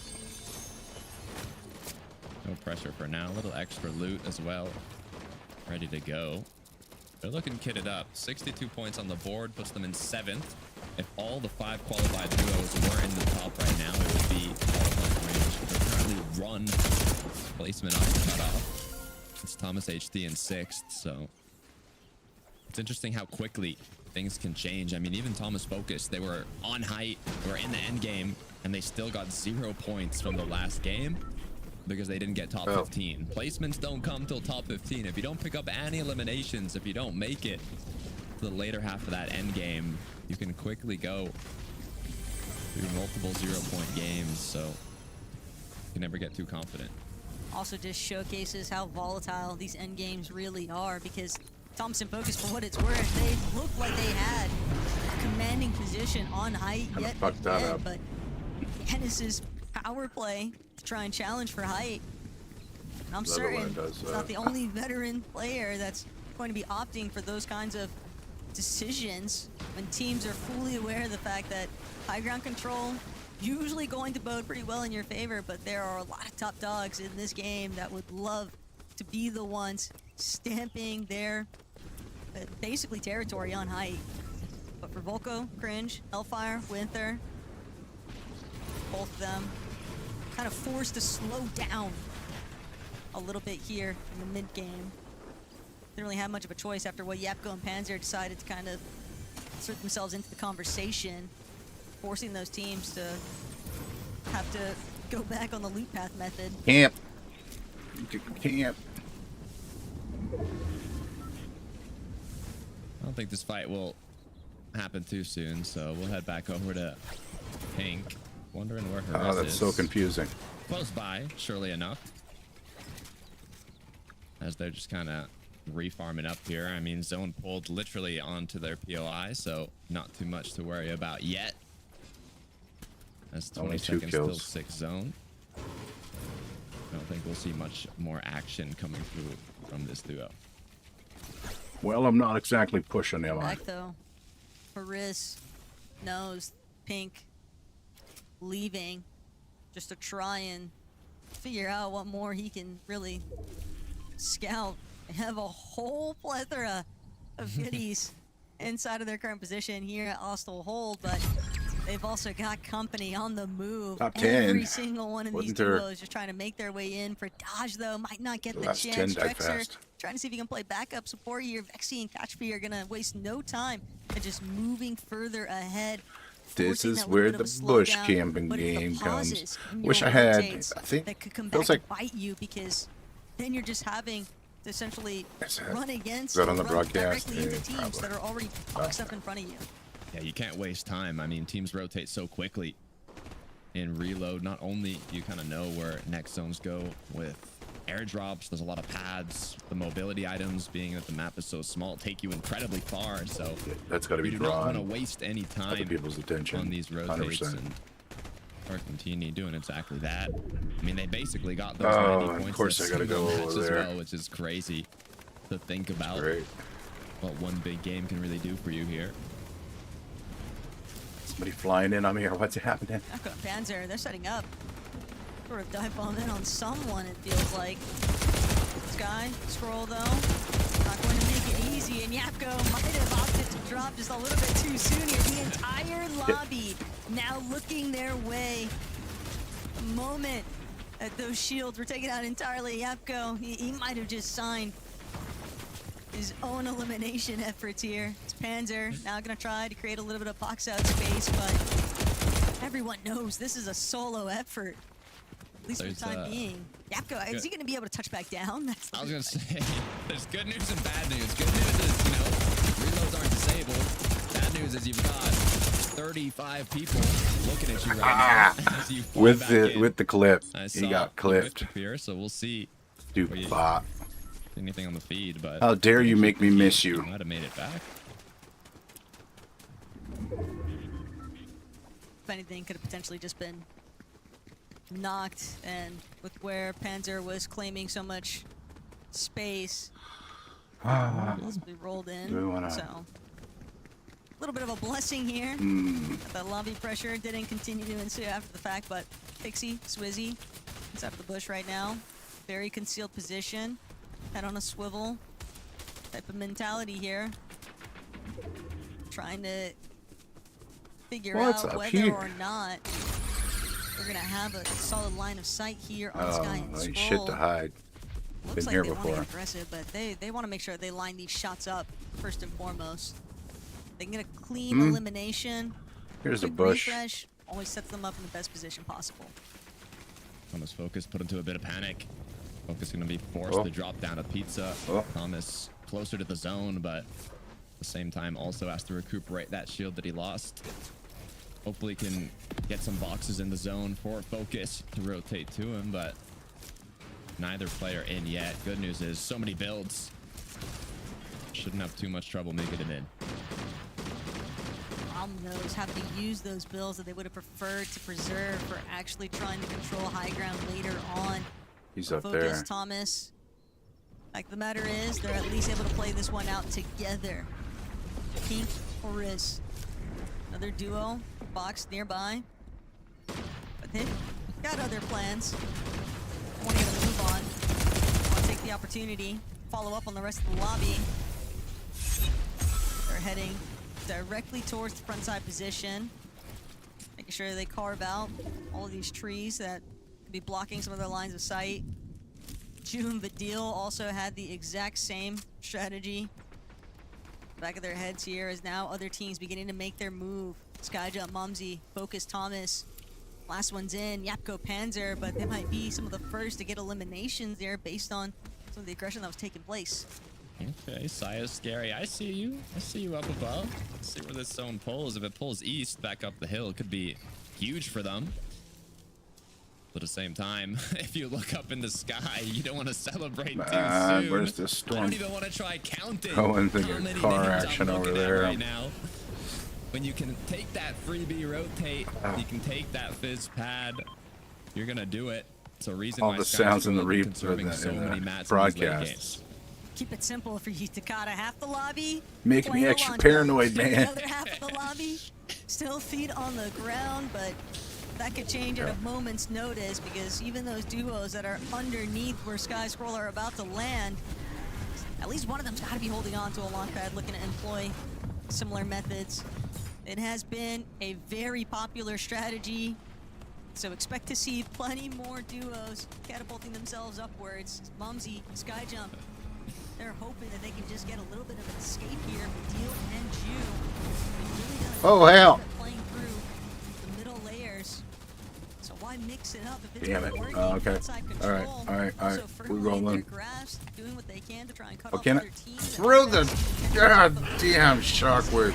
That is so frustrating. Feels like Focus and even Dexy too. You gotta keep in mind, I mean, they're using a lot of maps for these rotates. Focus Thomas had to kind of rush into zone. They had a little bit of trouble, and all these teams using the pads, they're gonna be incredibly healthy in terms of mats. And placements haven't even started to kick in yet. If you go down with 0 elims, that's a 0-point match. These players have to be cautious. Yo, I can't hit anything. First couple of eliminations, going to start looking in, especially when we're looking at Pixie holding on to the RPGs on Dear height. Lord. Still doing a great job to look upward, but Yeah, I missed every fucking shot on that guy. and the rocket launcher's gotta be that it is all going to be a low ground assault currently. Alright, let's watch the pros. Teeny, Shark, they're chilling in the skies. The deal in Jew, though, I don't wanna forced to say drop they're down below better, but- territory to ultimate low temporarily when to elevate just one tile up, but first and foremost, looking back, they're gonna need a refresh. The deal needs builds. They're running out just way too quickly here, and Focus Thomas, they might be the cutoff point. 10th zone, 11th now. Placements just starting to kick in with just one more zone left after this. 29 players still up. Might be the most chaotic match we are about to witness. Swizzy Pixie still on height, but that's quickly going to change with Nosif and Co. building up. Vidil and Ju continuing to play low. They ran out of mats. 2 builds is all Vidil has. Not making use of that pad might be detrimental to them, and the battle for height, it's going to be Shark and Teeny overthrowing. One more time, Shark and Teeny have managed to steal it away. Swizzy and Pixie forced to drop all the way down to low ground. What looked like it was going to be a promising endgame closure has now turned entirely into Shark and Teeny's favor. And for all those teams underneath, they're just looking a little bit too scuffed to actually have a real opportunity to try and challenge for height. Sky Scroll, they're going to have to duke it out on the low ground instead. Fido going to be the first knock that they find. Once they make it towards the body loop, that little bit of a refresh, the siphon materials could go a long way here. But Shark, he's fallen. Teeny gonna opt to drop now. He knows as a solo, he can't afford to try and hold on to height. Pixie, Swizzy have stolen their chain right back from Shark and Teeny. They are back. They had height earlier on. There's a little bit of chaos in the mix, but they have crowned themselves once again as the high ground duo for this game 3. Dropping down, 20 builds left. And this duo as well has some. Swizzy with the aggression coming through. I did see a pad getting used, so they might have to be a little careful here, but so far pressure on below Izzy. This is exactly what he needed. Horns were not looking good going into this, but now they're racking them up. Thomas Focus down in the dirt. They want to have a big game here after the 0-point match they just came from. But they're able to look back. They're playing that frontside ultimate low and just staying crouched, concealed. Nobody knows what's going on. Scroll won't get a chance to even get a glance. Instead, he's going to find himself on the other end of a shotgun. But Focus Thomas looking back. Skyjump immediately recognizes his mistake. But first and foremost, it's all about Focus clearing up these eliminations. He's lost Thomas, but that might not matter if he's able to continue connecting these shots. Still, high ground, too much of a problem. Pixie puts him down. Has to close it out now, though. There's only 2 duos left. Pixie and Swizzy, though, they close it out quickly with the 5th elimination and VR. They held height at the start, and they finished the game off with height as well. That little mix-up in the midsection did not matter to them. They performed when it mattered most. We're just watching circumstances unfold where like 7-8 duos are just being eliminated all at the same exact time. Congrats to Swizzy and Pixie on this one. Desk, what do you guys have to say? I love seeing Swizzy and Pixie rewarded for sticking to their guns on the low ground, Levin, because sometimes our eyes were thoroughly in the sky. So it's good to see that an alternative version of playing this game exists right now. I mean, yeah, when they went up for height towards the end there, I think you sort of go, okay, look, we're going to try what we went for in game one, and it works out a lot better for them. I think the big thing is just it's so chaotic, right? And I think with these two, we know the firepower they hold individually, but when they're able to just play together as well as they do, Harry, it is so hard to stop them. Absolutely. I think with how it's looking towards high ground, I think it's so impressive they're able to get it back after what was happening. The amount of people in the air launch padding and the amount of teams trying to fight for it, right? I think we saw 5 to 6 different teams trying to take it, and it shows that, you know, as we saw, as you said in game one, it's like they can play through the mid ground, they can play in like a standard way, or when you get a powerful weapon like the RPG, you can then instead go, okay, we're going to try and play for the win condition here. We're going to try and take it from whoever it is on height, and then we'll just try and win the game from there. And, you know, it's one of those things that if they can keep, you know, getting the refreshes, getting deep into the moving zones, and being able to take it as late as they are, even though they tried it early as well, they're going to have so much success this weekend. Yeah, I love that I just referred to them as low ground. Actually, like, they took high ground in zone 10 with that RPG, but I think I was thinking of them not doing an aerial show with the rest of them not being as we kept seeing in that one. Let's see, though, how many people decide to skydive after this break.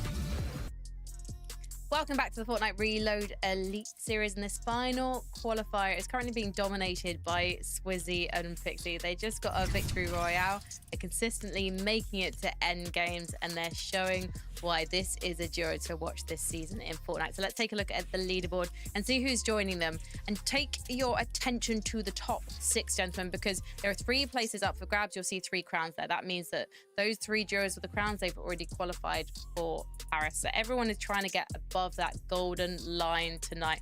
Great to see Size and Scary Sean starting to make their way up the leaderboard, but right now we should turn our attention to Focus and Thomas, I should say, because this is a duo that didn't have the best second game, but they've managed to pull things back together. Coach Harry, great third place clutch by Focus there. No, absolutely. I think the most exciting thing for me from this endgame was, you know, from heats, we saw them dominate high ground. We saw them win their games or get far into the game through the high ground, but that's not all they can do. They can dominate the low ground. They can get the refreshes they need to get through the low ground, and it shows that if the games aren't going exactly how they want, or they don't get the loot that they need to be able to play high ground, or if it's as chaotic as it looks, as the tournament goes on, they can still get those good end games and they can still keep themselves in contention for the LAN. I'm loving seeing them like paying off with that promise. I'm wondering if we're going to see them play it fairly safely as we go through things. Swizzy and Pixie, they're pressing W. Their average eliminations are 6.33. Focus and Thomas, it's 3.33, which is still very respectable, but interesting to see that they're not necessarily trying to just key every single person in the lobby right now, Levin. Curious to know what you think of the aerial shows that we're seeing at the moment, Levin. Do you think that's worthwhile when you're not being able to pick up elimination points when you're right in the sky and there's so many pickings on the ground? Sorry, what did you say? The first bit you said? I didn't hear you. Oh, it's okay. So basically, I'm just wondering if it's a bit of a risk to be constantly up in the air, free falling, when you could be fighting box to box on the ground. I think Sky and Scroll, that's something we're seeing them do fairly successfully at the moment, going for that fighting option, going for that low ground that we know they're comfortable with. Yeah, Harry, we were sort of saying, right, that like eventually if like most of the lobby is actually just in the sky, then it probably does become just safer, right? As far as like we've always seen consistently tactically in Fortnite, a lot of the best strategies come when you're sort of playing away from the lobby, right? And so if everyone's in the sky, then yeah, you know, at a certain point, yeah, you're probably better off staying on low or mid ground and just sort of, you know, playing it out from there. Yeah, because we saw 20 duos, or at least around that, making it to zone 12, Harry. So it feels like the lobby's not reducing itself right now. Everyone's playing for placement, but if everyone's still in the lobby, then you can't get the placements. Yeah, it's hard. And when you're launch padding, right, yes, you're missing moving zones and you're saving mats, but you're not claiming a layer to be able to get refreshes and get into those deeper moving zones. So it's a hard balance for the teams right now. Right, well, let's head to the lobby. We're at the halfway point now as we head to game number 4. So Taco and Takata, take it away. Hey, if everybody's in the air, it can become a little bit of a safety net, but like Harry just called out there, Takata, it also means you don't have that established presence, and I think that that's something Vadil and Ju have certainly been taking advantage of, so let's see if they do it here again in Game 4.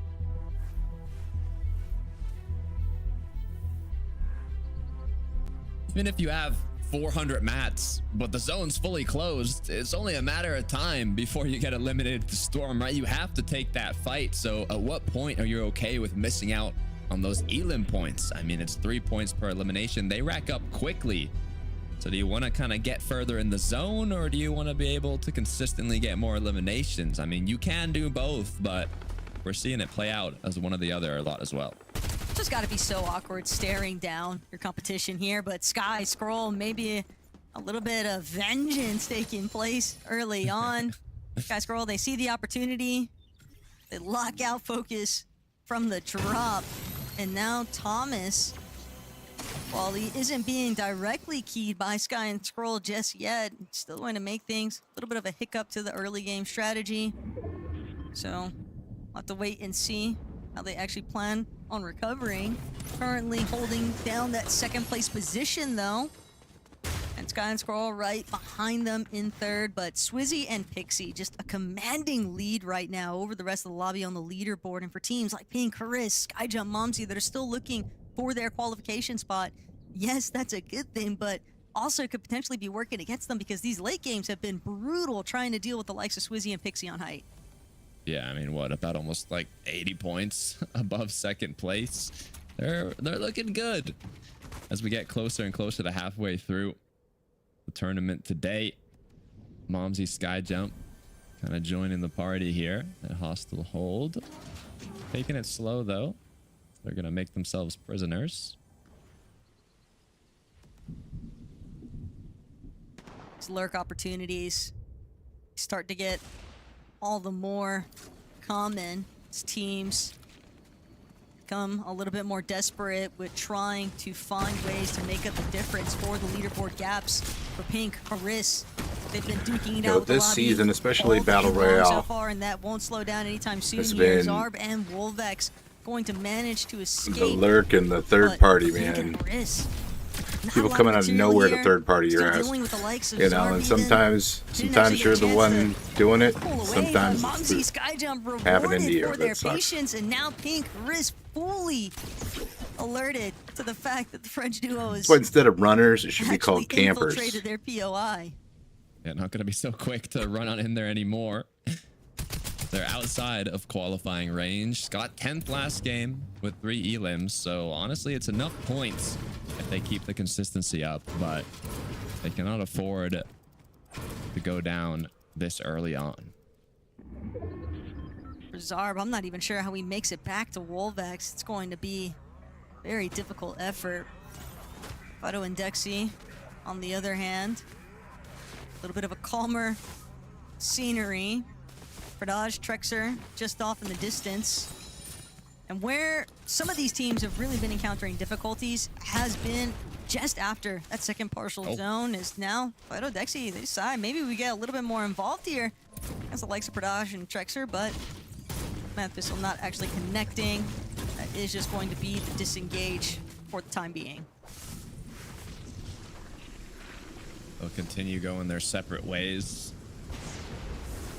as we get further and further into the match. Syaz didn't have a good time here as Demish and Darm, despite an unfortunate day, 5 elims on the board in game 4. I'm liking it.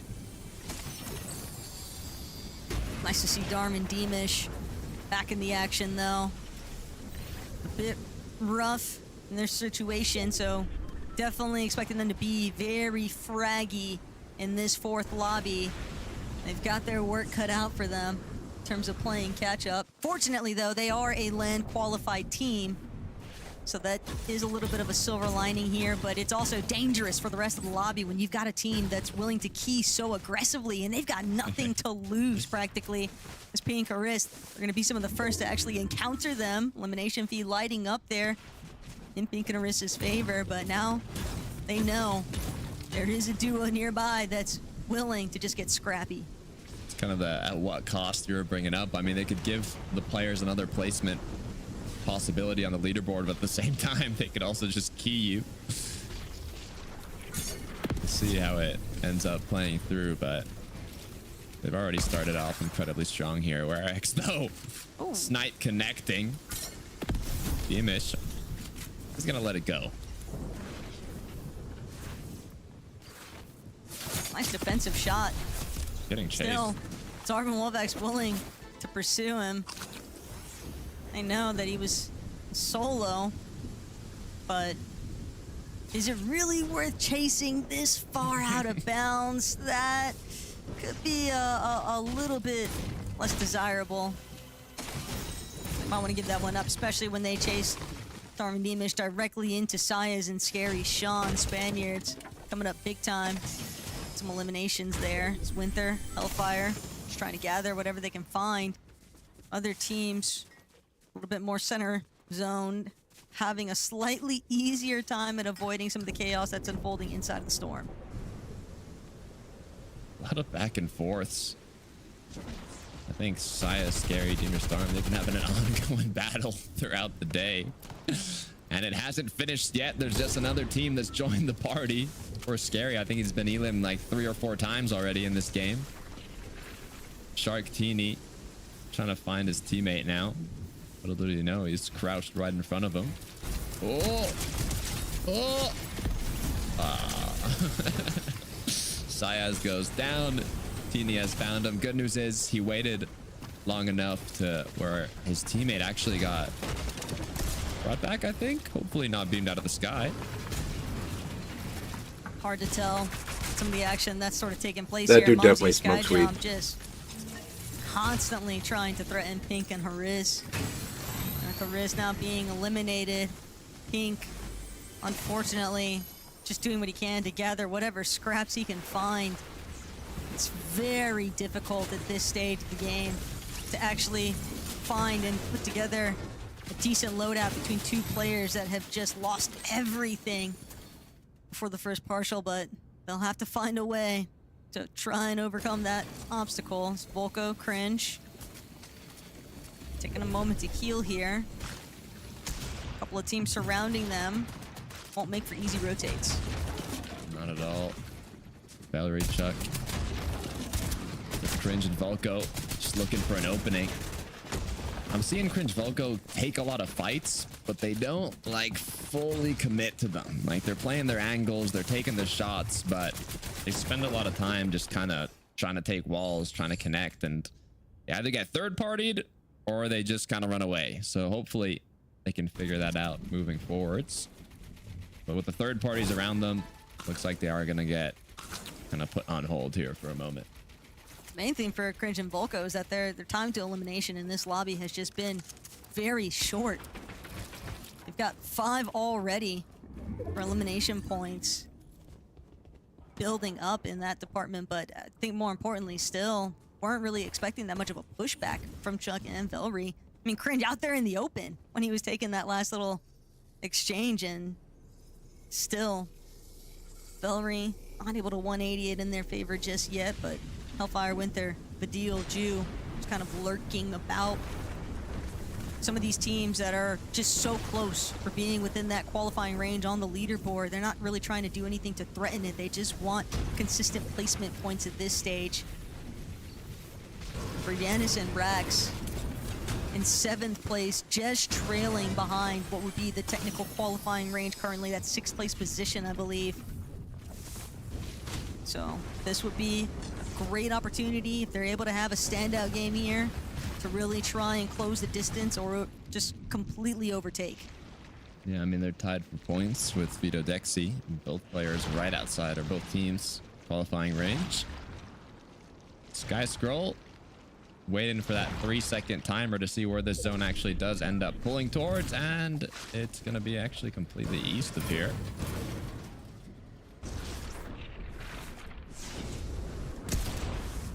Got what they were after in terms of the bending. Totally elevated, but now they know Yepko Panzer on the move. Unfortunately for them, Sky and Scroll did not actually go inside of the building that they were staking out. They're not going to waste any time either, sticking around. Already trying to do what they can to put themselves in a solid position. Pradaj, Trexer, a little bit of a cutoff here. Sky losing a lot of HP now means that they're going to be forced to pause and heal. Those precious seconds might be. Yeah, this is not good looks for Zarb and Werak versus Wolvax. As Darm gets right into the box. More shields getting dropped. Overdrive getting to work, but with your teammate down, Deemish and Darm on the other end knocking on your door. It's only a matter of time. How many elims do they have already? Look at this. 8 eliminations on the board. Placement points not even kicking in yet. This is the match they needed. Or at least some of the points they needed. There's Darm, Deemish looking back for just a second here, and he's lost Darm along the way. But Deemish doesn't have any other options. He's still just got to keep it moving. He's trying to create just even the slightest buffer zone opportunity to see whether or not Darm can even touch back down to his position. He might even be able to make it back to his old body loop, but with Yanis and Rax able to kind of hold him off, yeah, they're willing to give chase on this. They know this is an injured duo. This is our best opportunity to get a very solid refresh. So many teams on the bridge, though. They have angles. Not really the fight you want to take here. We'll see where the zone ends up pulling towards, but reboots will be disabled now that 7th zone has appeared. So no more freebies.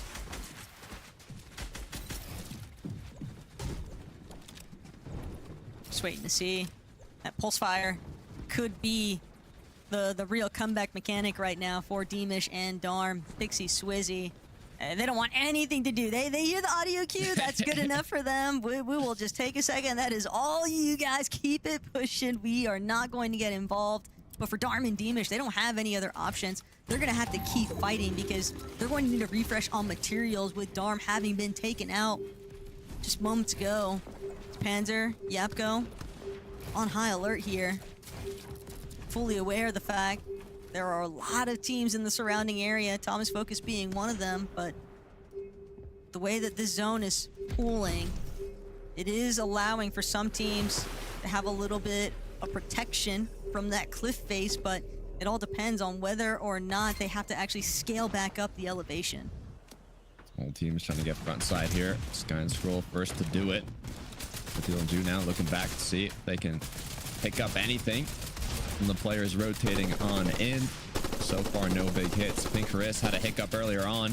One of them got knocked. Now trying to force themselves into zone, but with a duo close by with Thomas and Focus taking shots from afar, it's going to be difficult. The good news is Trexer has gone down. Focus is now on for dodge.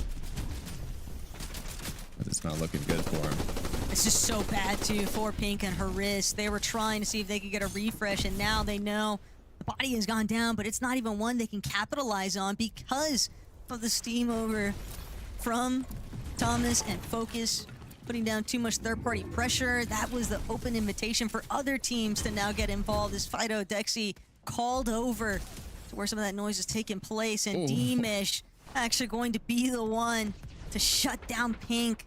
It's so hard to keep tabs on where everybody is at, especially when you got a player like Deemish and Darm fighting just behind you with the Mammoth pistol.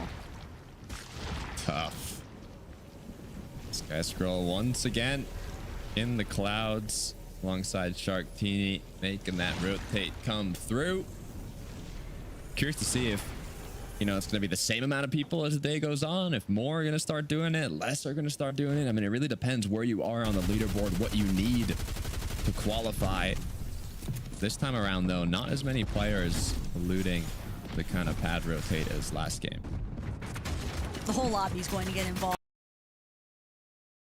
If players have the option to try and fizz pad up, they are going to take it every single day of the week. It is just too promising for helping them avoid, but poor Haris doesn't even get to factor in for the placement points. All that effort early on of escaping those early scrappy fights just kind of fizzling out here is now the entirety of the lobby is just going to start sending it upwards.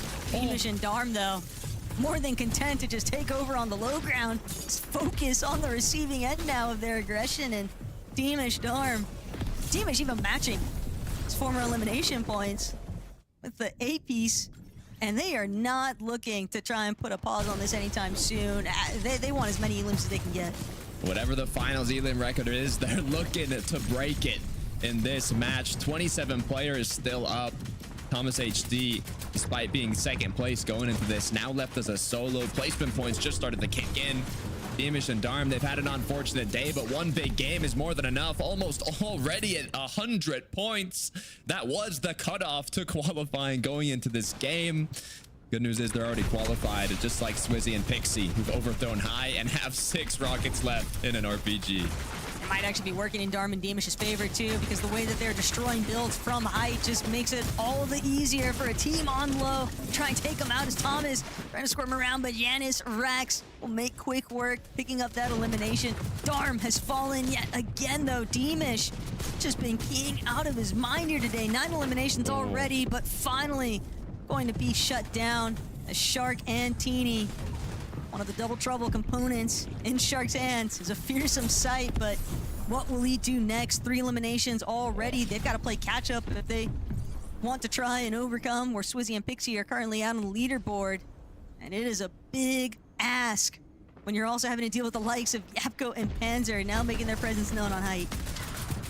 Despite having qualified, they've been having a bit of trouble today. Yapko, Panzer, they can force height here. Could be the match they needed. Caspi, Vexy, nice little pickup. Second elim on the board now. They've been consistent, but not enough to be in that top 6 range. As Swizzy Pixie said, not so fast. This high ground is ours. Yapko left alone. Crack now as Swizzy gets back up. Greeted by his teammate as they're looking to close it out. Issue is running low on mats. Shark with a dangerous loadout. This is not something I'd want to face up against. Vito goes down. That's 6 for Shark and Teeny, and they're just getting started. Just full control over this ultimate low ground. Now teams that are starting to try and break away from the pressure coming out of Swizzy and Pixie on height. But Deal, Ju, they might have a chop. Vexy could be dropped directly into their box. Instead, it's going to be Catchby and Vexy. Try and turn things around. Still a little bit further ahead, but Deal going to cut that med kit off, though. Immediately make their way forward. They need every little bit of material that they can find, but Ju going to be dropped straight into Shark's hands. There is nowhere left to run here. It is exclusively down to Vidil to try and pick up whatever placement points he can find. Hellfire now up above. They've overthrown Swizzy. He ran out of mats, goes down. This is big for Hellfire and Co. Another quick elimination possible onto Skyjump. Goes down for it, misses the shot. Good news is both players are up. Bad news, your teammate is now gone down. It's all up to you, Hellfire. Can you make it happen? It's Sky and Scroll up above. 4 duos left, 6 players. 0 mats left. Hellfire has to clutch it up. And Hellfire delivers. Skyjump with the siphon just in the nick of time. Every little bit counts, though. 4 eliminations in total. Shark, Teeny, now trying to see who's left to contend with. They're looking up. They might not even realize that Hellfire is sitting just behind, trying to see whether or not he can squeeze his way into that second place position. And Scroll has been taken out. Shark and Teeny are looking to try and overthrow on the high ground, and they managed to find it. Shark now trying to make his way over towards the patch-up off the vending, but Hellfire still content to just keep playing out his medkits. That's gonna be the first knock coming into the mix. Is now Sky versus Hellfire to see who can actually close this one out, but Hellfire's completely out of heals. He won't be able to survive. The Victor Royale firmly in Sky and Scroll's hands. What a way to close it out. We had the clash of the EU Titans. Sky Scroll up against Shark and Teeny, and all while that was happening, Hellfire just eating up his pizzas, healing up with medkits, doing anything he could to stay up, actually clutching the second place spot, bumping himself up that leaderboard. Sky Scroll will close out with a win, though. Let's go back to the desk. Thank you so much. Yeah, Sky and Scroll there proving that as long as one is alive, they can definitely get it done, Harry. And it looked like Sky could have potentially won on the heal off, but managed to make things work versus Hellfire there. Yeah, absolutely. I think one of the things we've been seeing more of this season is the tendency from Sky and Scroll to actually go towards high ground, right? You know, it's not really something you really, think when you think of Sky and Scroll as a high ground team, but, translating that and being able to do it also in reload with, as you're seeing throughout the games, just the amount of chaos on high, it means that, it makes them a much more well-rounded team, especially after their experience at the summit and, all the experience they've got throughout the year. I think, you can never really count out Sky and Scroll. Yeah. I mean, Levin is just like, yeah, I agree. Do you agree, Levin? I do agree, yeah. I think one of the main things you obviously see with these guys is, especially in this lobby, there's so many opportunities to take it, right? And I think the way these guys play the game, they are the best in all of Fortnite at giving themselves time to make those types of decisions, to make those calls. And again, I think the theme of this lobby has obviously been a lot of the heal off site, and obviously Sky always going to be able to keep his composure in those moments. And so a great win for these guys, and again, showing us that when it comes to Paris, they are going to be a threat. We always know they're going to be a threat in any competition they are in, but it's not just Battle Royale for these guys. These guys are top reload team. Yeah, I felt like these two had to dust themselves off after just sort of they went in as the favorites. Obviously, it was a devastating game 12 for these guys where they narrowly missed out on taking that trophy. So the opportunity to go to Paris yet again as one of the favorites to take it is something they don't want to fall short at. So let's head to a break. When we come back, we'll be starting the second half of the games.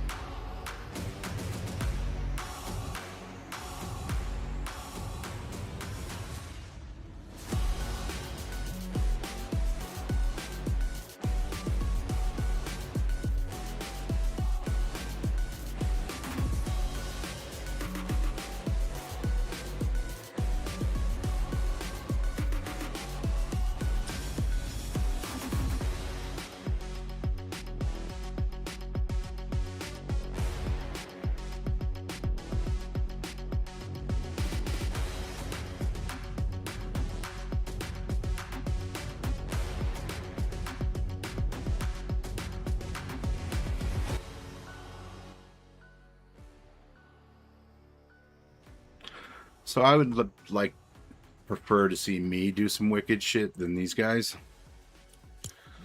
So I think I'm gonna attempt to do wicked shit.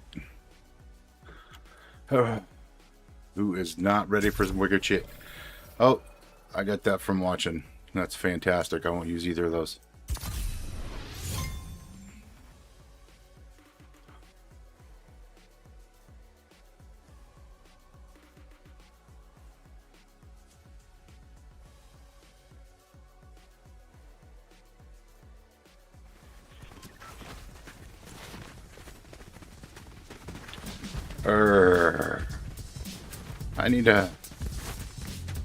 I need to explore other places more.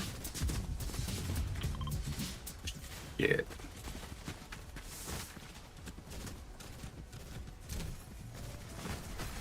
It's alright, I'm a dick. Have fun swimming.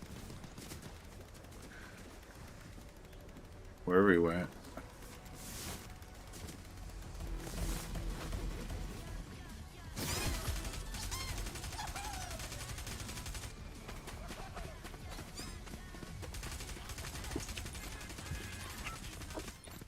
We are 4 games into our final Fortnite Reload Elite Series qualifying final. Yes, you heard it right. It's quite the mouthful. I don't think he could save me hundreds on my car insurance. In the Paris finals up for grabs. And a number of duos who've already qualified are doing extremely well tonight. So let's take a look at the leaderboard and find out the latest at the top of the tree. We've got Quizzy and Pixie continuing to dominate. And as you can see there, 3 of our top 3 are already qualified and already vying to Yeah, I mean, as we've talked about already today, it's like there's a reason they're qualified after 4, you know. It's like to see the same teams at the top, right? And obviously you want to see underdogs. It's always exciting to see the same teams at the top vying for the top. Teams like Spitzy, Pixie, Sky and Scroll, who just recently in the Div Cup were fighting for the win over that, and they're continuing it. And Shark and Teeny 11, they're looking on quality form. It doesn't have to or Res. This is a duo that doesn't disappoint. Okay. We all were sort of coming into this going, okay, this is going to be a great opportunity to figure out who are the teams we are sending to Paris. Like you said that at the start of the show, how didn't you? I think based on how today's been going, it's quite clear, at least right at the halfway point, but ultimately Shark and TD, they've been the most impressive throughout the year, right? When it comes to yes, and I think they're going to be a team that nobody from any region is going to want any problems or any sort of problems to that line in Paris.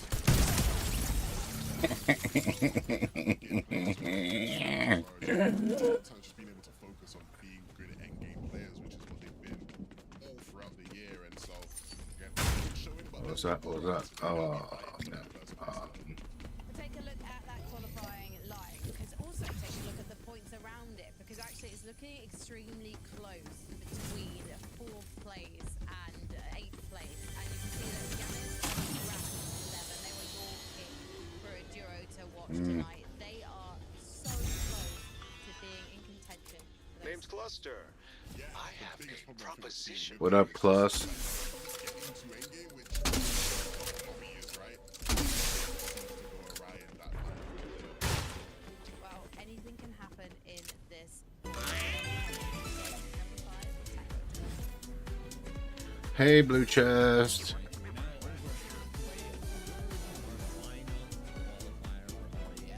Be there in just 2 seconds. It's great.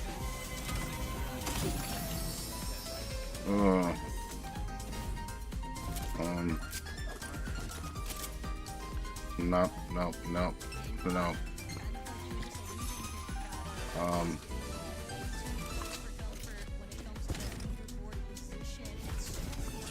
Get that there. That there. And,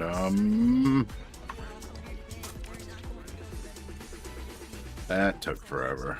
and Harris, they've done such a good job too at essentially taking priority control of the building space, and yet things are just falling short.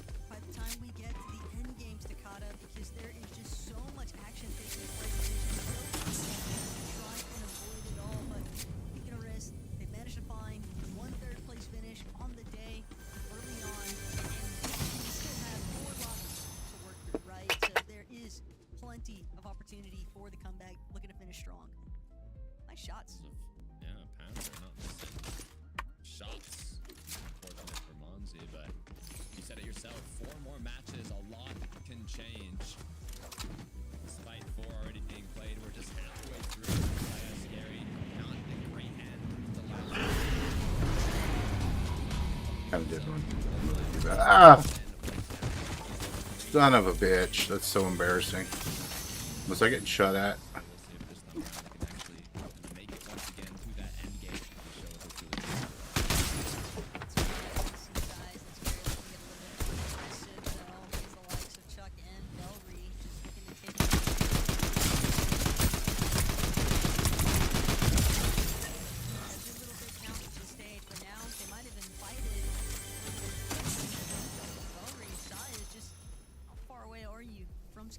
Oh, what do I have?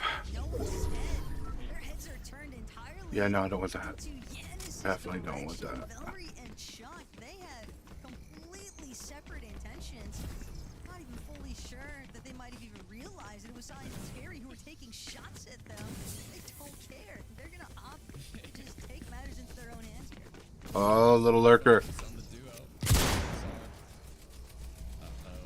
Quick aggression In the coming storm. from the Scary. Crash pad not gonna be enough though as the disengage comes through. Syas now has to be the be careful. 2v1 coming through, only a matter of time. Gets boxed up, shot connects.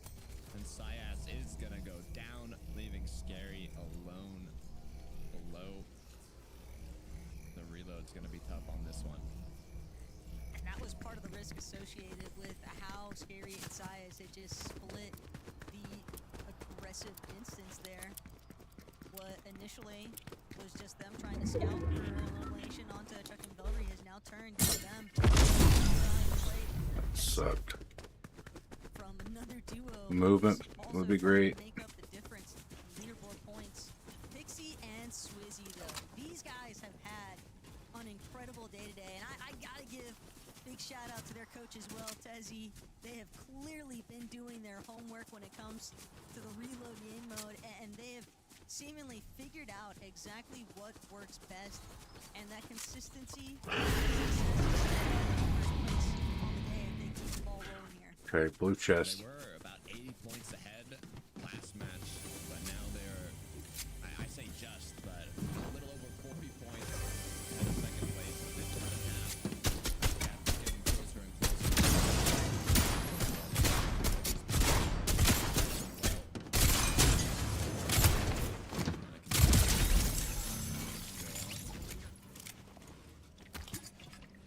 Can't afford to take your foot off the gas for even a second here, though. Because even if you start with some lights out performances, if you're not able to actually keep that momentum, very quickly that other teams will look to play catch up and just overtake your position on the leaderboard. Focus Thomas chilling though for the time being. Yeah, not too much action going on over there. Yeah, for the Panther though, something hiccup came through. Panther has no shield. Both players have 3 to 5 HP. But hey, Yeah, there's nobody's those. pushing them, so it could always be close. Could also always be better. Glass half full sort of mentality, but Panther and Yapko. Okay, day. Yeah, fucking Sprite even. Home about, but when you are a team that is already qualified for the LAN, it's a little bit less pressure for that circumstance. But prize pool is still involved.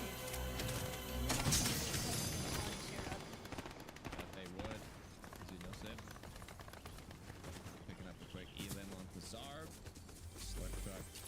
Not even needed. I guess they'll just continue playing zone for now. No rush at all to make it on in.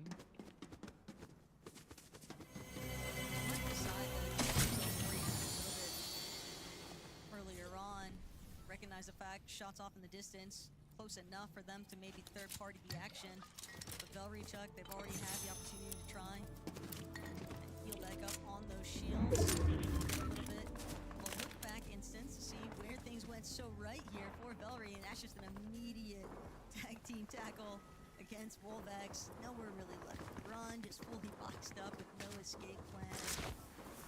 Now it's just about making sure they don't fall victim to Izzy and Nosif, who were just behind their last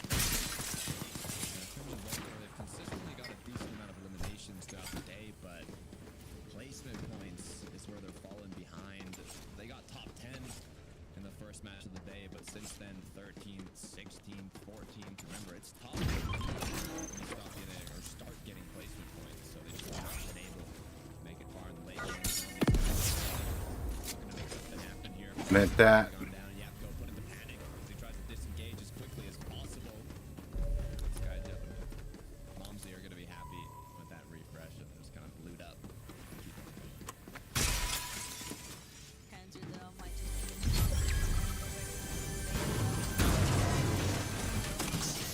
players also having to take the reboot option here. But eliminations have definitely been building up. Just calling out the fact that Volko Cringe, they haven't had a problem no, they're actually taking out Ju and Vadil. They have largely just been trying to play for position. One game that they've actually had so far outside of top 6. It's a big part of the reason why they're overall, but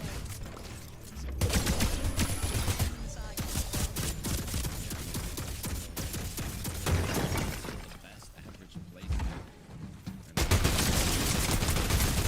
No way. No way, dude. They're in zone. There's not too many more players around them. No way. And with Hellfire and Winter disengaging, you know, they'll have the bending as well. Ju's got to slow play it. Uh, Fire and Winter. They don't realize that he's here currently over at their training still, but he has so much material that he has to refarm, and not only Yeah, that, I should have but switched getting off of in that to and like back into shotgun. zone is going to be a challenge all in its own right. They're not the only ones facing this. Currently, material isn't the issue. Oh well. Medkit's on Oh the well. grinder, but we've just seen so many games here today, Takata, where even by the time we reach first moving zone, we're still looking at no placement points really being factored. Did I hit in. level 80? Right I around don't even the know. zone is where we start to see the lobby just thin out, and it happens so quickly too. 1 second, Here's. you're placing 16th, the next you're watching like several of the duos all of a sudden just fall. And it's just the quickness behind it that it just caused so many problems because nobody wants to be the first duo fully eliminated, but Oh shit, this is all the way at the end again. especially with half the lobby feels like spending so much time in the air on the launch pads. There's really Off stream, I a whole lot of opportunity to try and drop a lot at Sinister Strip, but Match. We didn't even reach top 15 out of the 12 zones.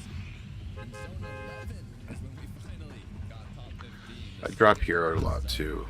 But hate that it pushes you. Top 15 to top 10 to the game's over, right? So it's tough. You gotta be hitting your shots. You gotta be able to play aggressive when everybody's just everywhere in the chaos. Casey have been doing an incredible job at it though. Consistent. Grab the whole thing. Any risks early on. Why can't I pick those up? Okay. Just want to pick you up. I just. Oh, there we go. figure out how do I into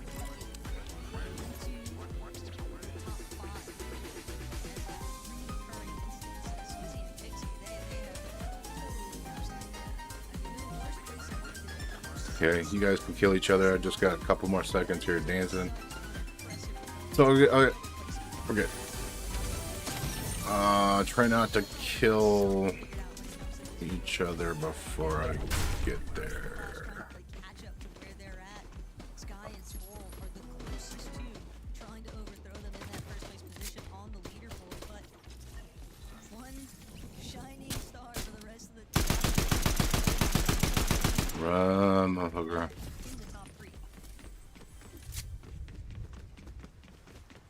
Pressure's gonna get higher and higher for the teams outside the cutoff as we go. Yo. Fucking bot. 4 matches to be played out. Shark team Was it a bot killed another bot there? Something? kind of leading a long time. On the board already. Nothing really to worry about. What I'd be worried about is being the players in the surrounding area. They win another Reload Elite Series finals, though. That would be Ridiculous. that was insane.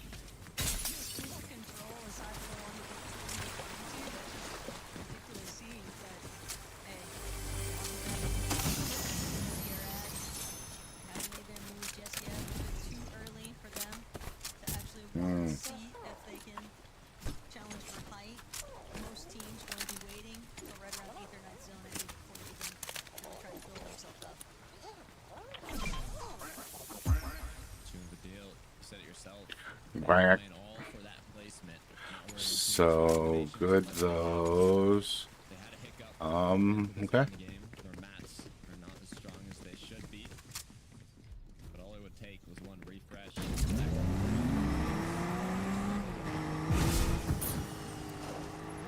Tough scenes, though. Eliminated, chance to touchdown.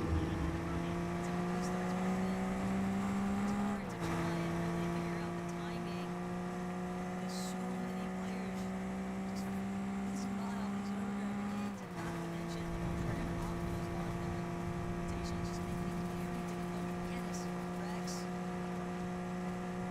potentially trying to see if they can get a little bit more fraggy than some of their other duo counterparts, but Canis scoping out the high ground sees that it's not just yet. This might be the first opportunity for them to make a move towards front side and not get fully lit up for it.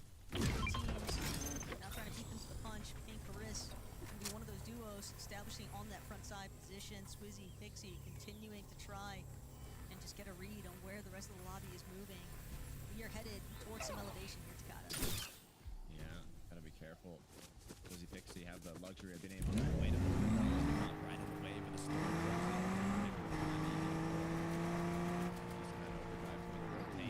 And they too much yet. Giannis is on the guy. Izzy knows it. Continue to go on forward. Real juke.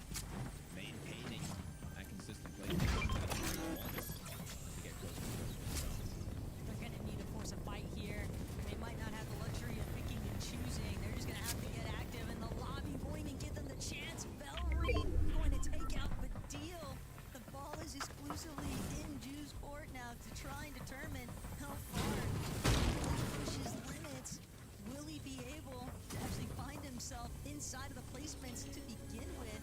Because there are still so many other teams that you have to try and factor in. Working through the solos is not going to be easy measure for anyone. Now, Swizzy, Pixie, front side, theirs. A little bit faced up, looking back. As now the defense going through. All these players are moving to the pad rotate. So you gotta be careful though if you're down below. You don't have a lot to work with. Good news is almost on mats for Vexy and Co. As they continue to head on forwards. Though they were doing just enough to stay in qualifying range. But if Ju goes down now, they're gonna have to lock in for the rest of these matches. Scary falls shortly after. No sip up on height. That provides the opportunity to in that 60% position to see whether or not they can actually overtake or the dealing. Nature helped decode my visions. Swizzy. It's like time is slowed down every time he actually gets a throw. It's got to just go like they're any pressure. Pixie and staying inside the air. A little bit of fall damage for Shark. Misstep, but still manages to catch himself. Just waiting to see who might be the first to look his way, but Height is just exclusively fixated on Shark right now. He is burning through his builds. Izzy and Nosif are not trying to let him have the easy way out. Not at all. They do not want to let it slide as they continue to apply that pressure. Vexy, Texby as well. To see if they can get on ahead. Their path has been blocked. They're forced to change a layer, but it's always dangerous. Rax now left alone. Show us why you're being talked about so much on EU. Show us why the expectations are so high. 5 mats.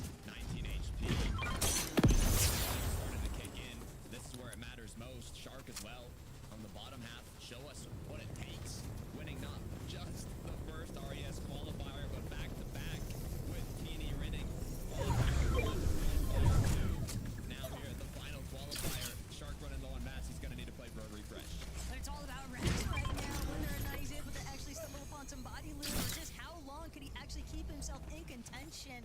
No one has spotted out the fact that he's just been rolling around from inside of just cubes, but stuck just in front of the tunnels. He's gonna opt to take this path through. He's at the mercy of the zones at this stage of the game. That bullet, though, definitely gives up a big lifeline as Shark won't be able to escape the pressure. Sky and Scroll have to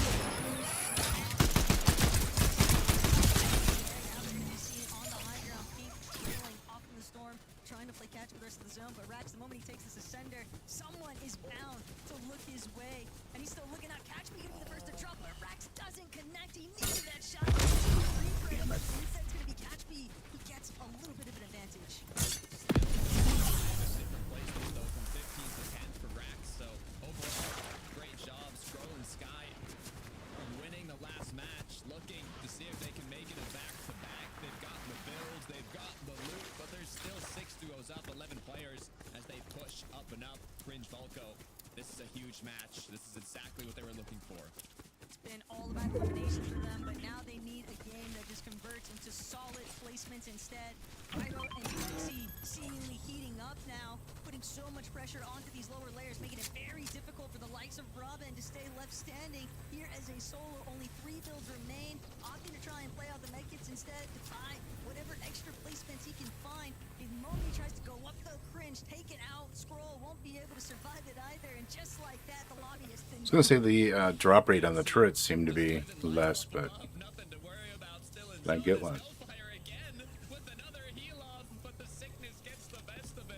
They do though.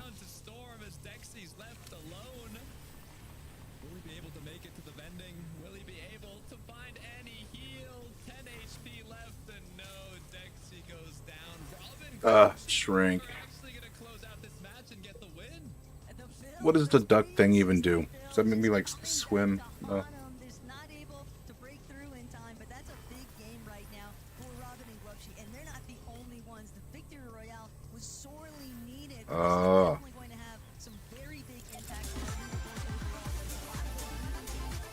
Guess it's only protection. I mean, shield. They might have been able to go for it. So, Frankie, Leather, what do you guys have to say? Thank you so much. Peter and Dexy have been flirting with high ground all night long, and although they were able to take it, they weren't able to take the victory royale in the end. That one instead went to Robin and Glubsy Carry. Yeah, I mean, Should have changed my name to Bush Camp Unk. Probably. it's really good to see that they didn't decide to do that. We're halfway through. Yo. 50 points away from that, so it's very easy for them to get back to the point of publication. This is the start they needed. Yeah, when you have type of start and you're looking for anything, just anything to sort of give you that boost of like, bro, we can still do this, you know, and there's nothing better than that, than a win, you know, and so from here on out, of course, we'll see whether or not they still have to deal with being contested on spawn, but ultimately, they couldn't have had a better game for their circumstances.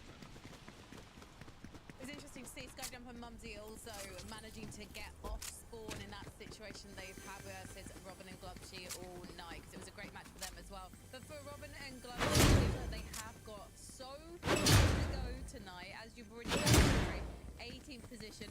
I'm itching to see how far this can take them up the leaderboard. We've got 3 games left, gentlemen, and 11, if you look at the page of the leaderboard, if you cast your mind back to before game 5, it was being dominated by Duros that have already qualified, by Duros that we'd expect to be qualified. Yeah, I think that game is going to make things tighter. We saw a lot of teams, who sort of lower down, really sort of jumping their way up there. I should be okay. Well, let's jump into a break. When we come back, we will take a look at the updated leaderboard.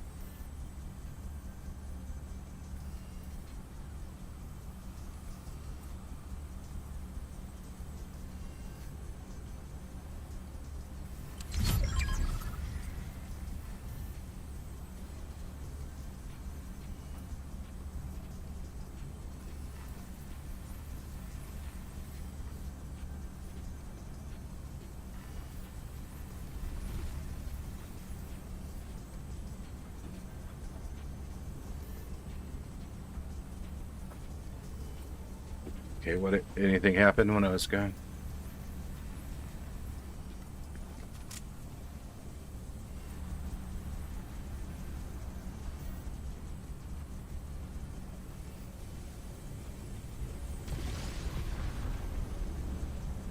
Oh, Riftage. Riftage. You might see me. Where's that coming from?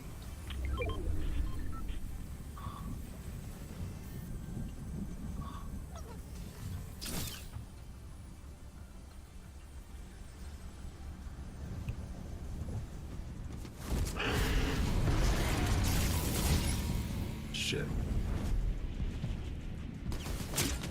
Nope. Nope, nope, nope, nope, nope.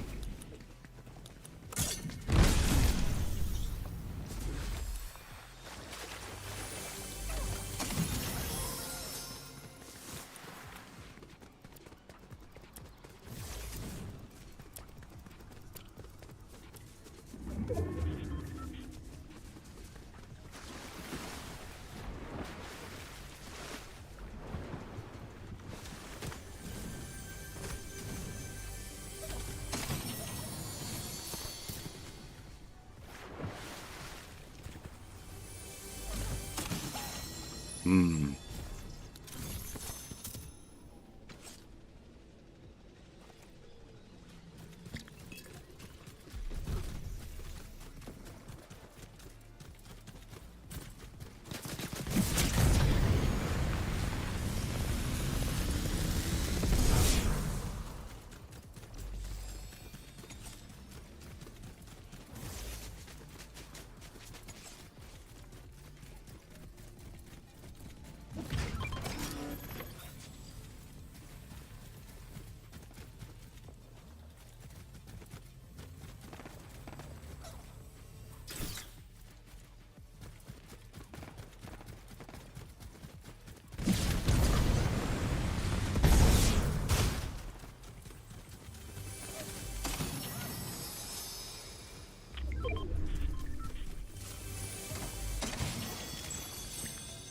Welcome back. Before the break, we saw Robin and Glocksy take a victory royale. They were two leaderboard, but they've only gone up a few places, I believe. So let's just check out the leaderboard and see how far they have got to. As you can see, they have not made it onto page 2. Incredibly consistent duos who are managing to challenge for those 3 remaining spots at the final Paris coming up in August. And you can see one of those started up Mumsy. So far, Levin, they are incredibly consistent in the game, even if they aren't able to make it to the final here. Absolutely. I'm not gonna lie, I'm a bit shocked that the 2 teams sort of above them, right? They're the ones that have sort of climbed into it, right? Whereas Skyjam and Mumsy going into this game were in that top 6, they had a spot, and it looked like they were to solidify their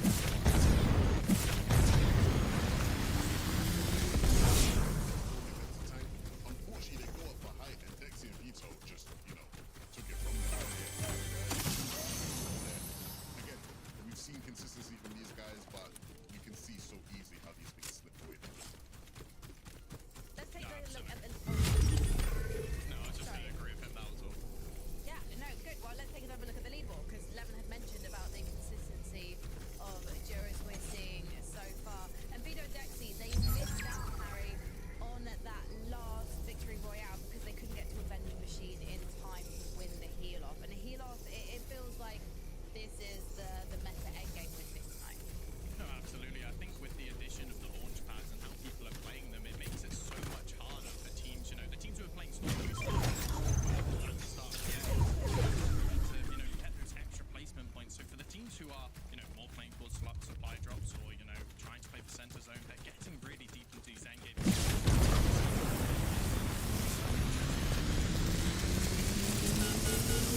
How much is happening in these end games? You can see what I got. We actually need to decide, we need to save these med kits so we can actually, instead of getting a 6th or a 5th, actually get those wins. Well, we've got a few more games to go tonight, so let's head into our next one. Well, shit, I forget what it does. I'm not gonna do it. You guys so much, and yeah, the amount of heal-offs that have just been taking place in these end circumstances, Takata, it has made things very difficult in terms of being able to consistently determine what's going on. So much taking place, leading to this.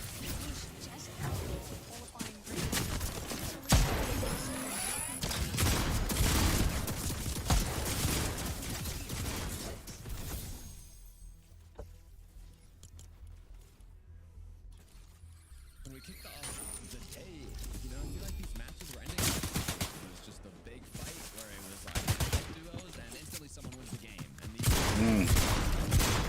Oh, why didn't my turret do anything? Like, did anybody else notice that? Was it because it was in the bush? Like, I'm pretty sure it didn't do jack shit. on the other hand trying to work into qualifying range. Oh, damn, bro. I don't think that's gonna work. Never does.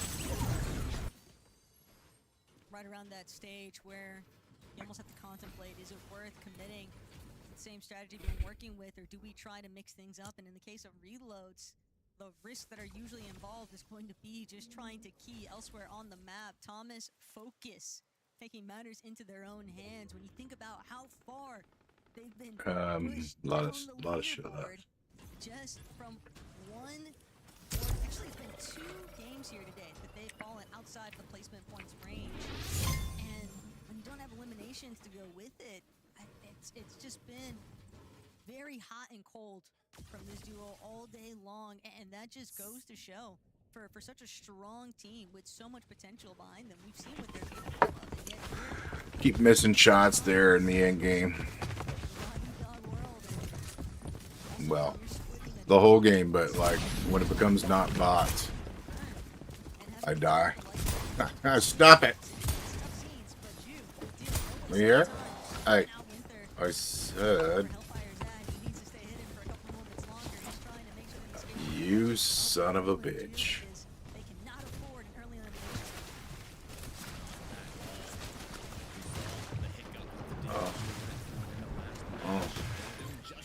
Oh.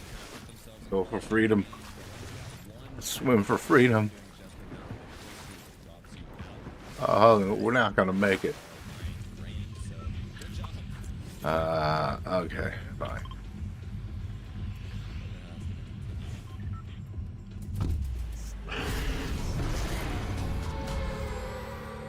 So like, I don't know if it's down those streams, but there's that duck race which I never ever get to do. That might be somewhere else. Today is really going to be difficult, I think, for them. I think it's a mental battle as well that they're going to have to try and overcome here, because you have to think all the way back even to that first World Series finals. Mumsy just one placement off. See, the great thing is Sanctuary is always like 30, 40 plus % of the time is a blue chest area.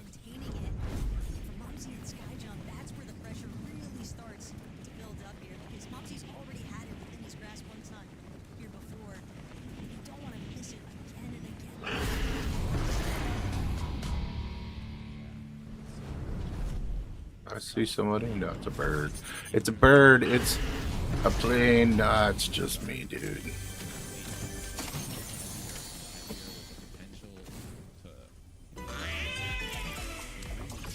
Nah.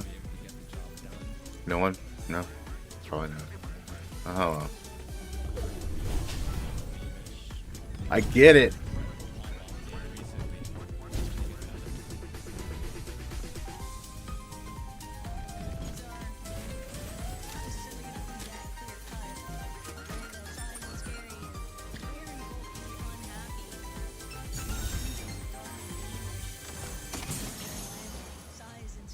This is us. Oh, and that. Yeah, yeah.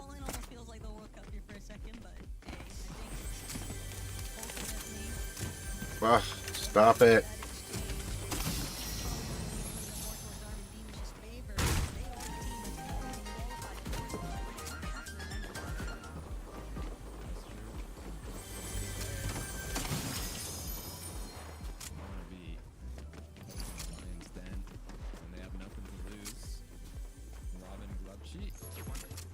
Great heal off in the last game. Issue is every game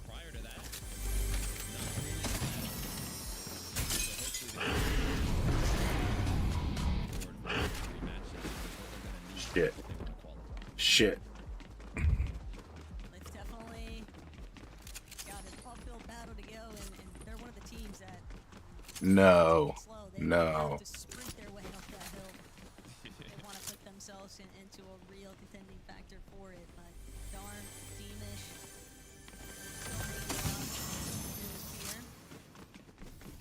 Solid loads, but they are definitely no foreigners to fighting. They have been hunting out battles ever since they were able to actually be participants to the lobby. Because now Wolvex and Czar hunting down Yanis. Again, anytime players are getting that lead, it just becomes Ugh.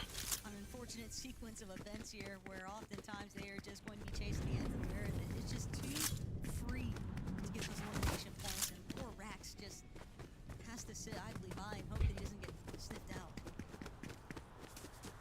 We'll see. Yanis gonna try and get away from here as quickly as possible. Issue is going right towards Darm. Not want to let that slide. Quickly changes the aggression to Darm, though he's been cracked. Now pressure is put on. And both players might have to do a quick reset here. Deemish, Darm, grouped up below. Builds already been placed. No longer quite worth it. Continue the aggression.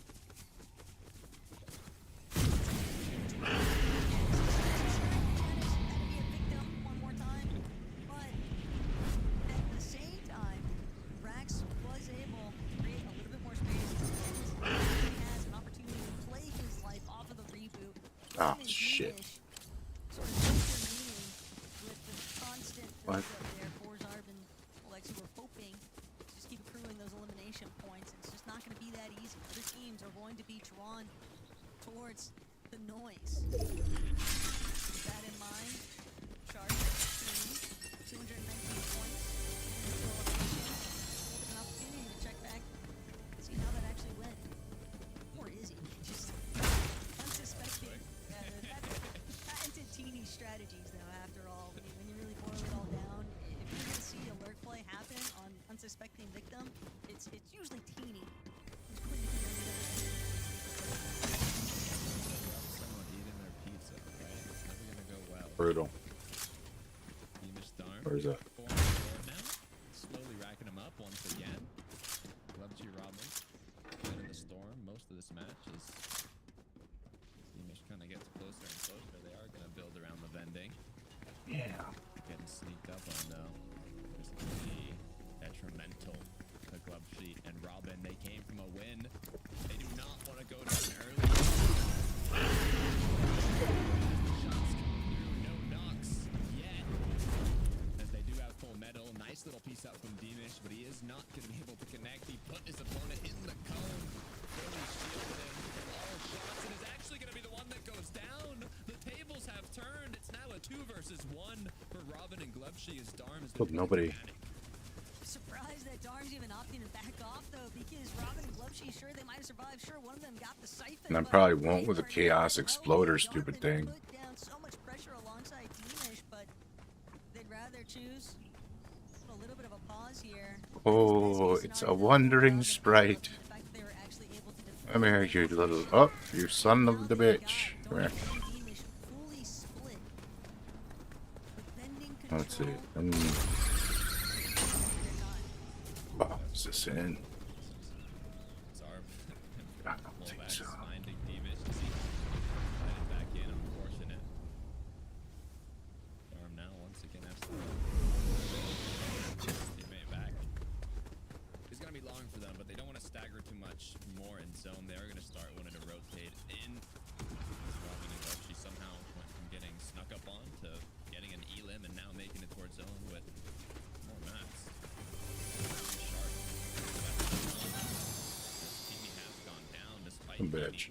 prior to this picking up heavily Izzy. Now the 1v2. Yeah, but unlike most players that would opt to run away from this, Shark is usually one of the first to dive in to a 2 versus 1 engagement. Especially because he likes Shocking like a fucking pro. Actually are.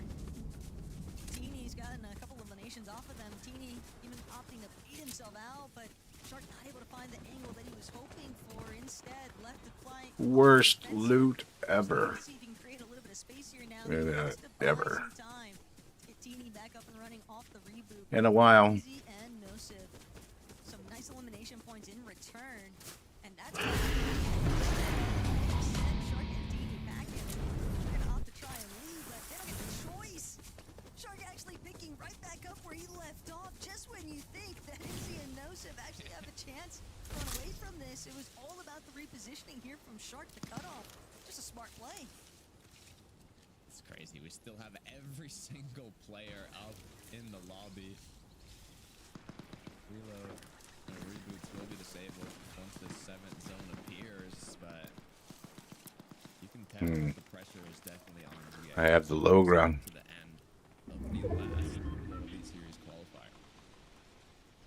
And it's more problematic too for these teams that recognize the fact that even with some of these land qual players already being inside of the top 3 positions on the leaderboard, they're still willing to try and see who's going to actually be first. So they're not slowing down by any means. They're still playing it very aggressively. Sky Scroll, 2 eliminations, just trying to dictate whether or not they want to try and pick up a few more.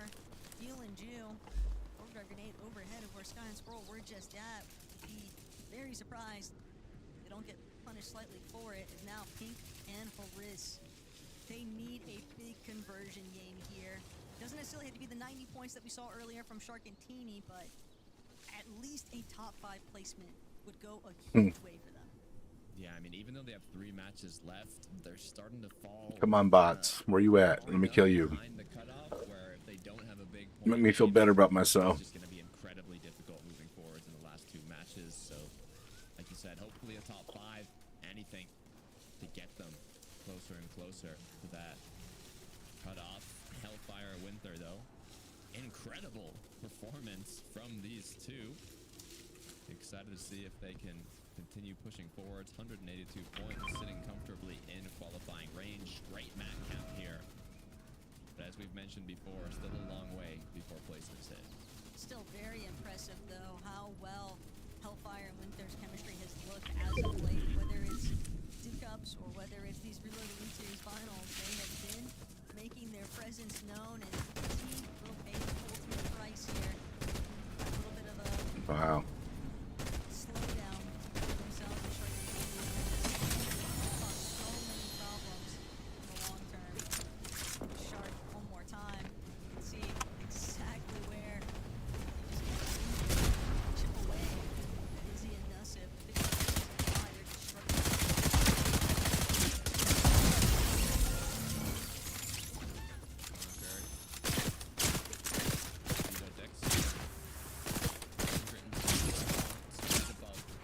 Whoa. No, no, no, no. In a great position as well. Zone pulls back, a bit of elevation. There's going to be no issue for this duo, as they can just wait for something. There's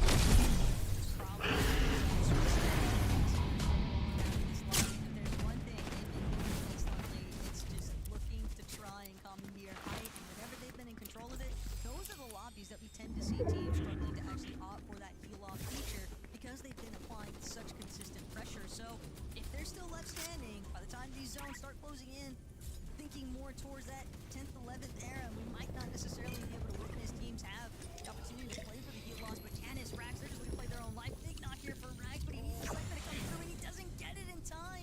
Canis, left to his own devices now, will have to try and figure out, is it worth going back for the body loop? But instead, he's going to send himself forward.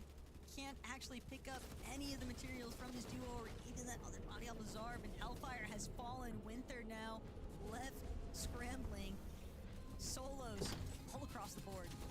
No elims on the board. This could be a 0-point game if Winter goes down now. He needs to clutch up here if they want to stay in qualifying range. Cannot afford to get eliminated. 200 wood. It's going to be 21 builds to work with. Going to have to use basically this whole Flowberry Fizz to just get half of his shield back. Darn Beamish holding height. But in the meantime, a lot of players still in the box. And we've seen what happens to those teams within the top 5 when they have that early departure with no placement points. Thinking back, Badil, Jude, Focus, Thomas, they just rapidly fall outside of that qualifying range. And also,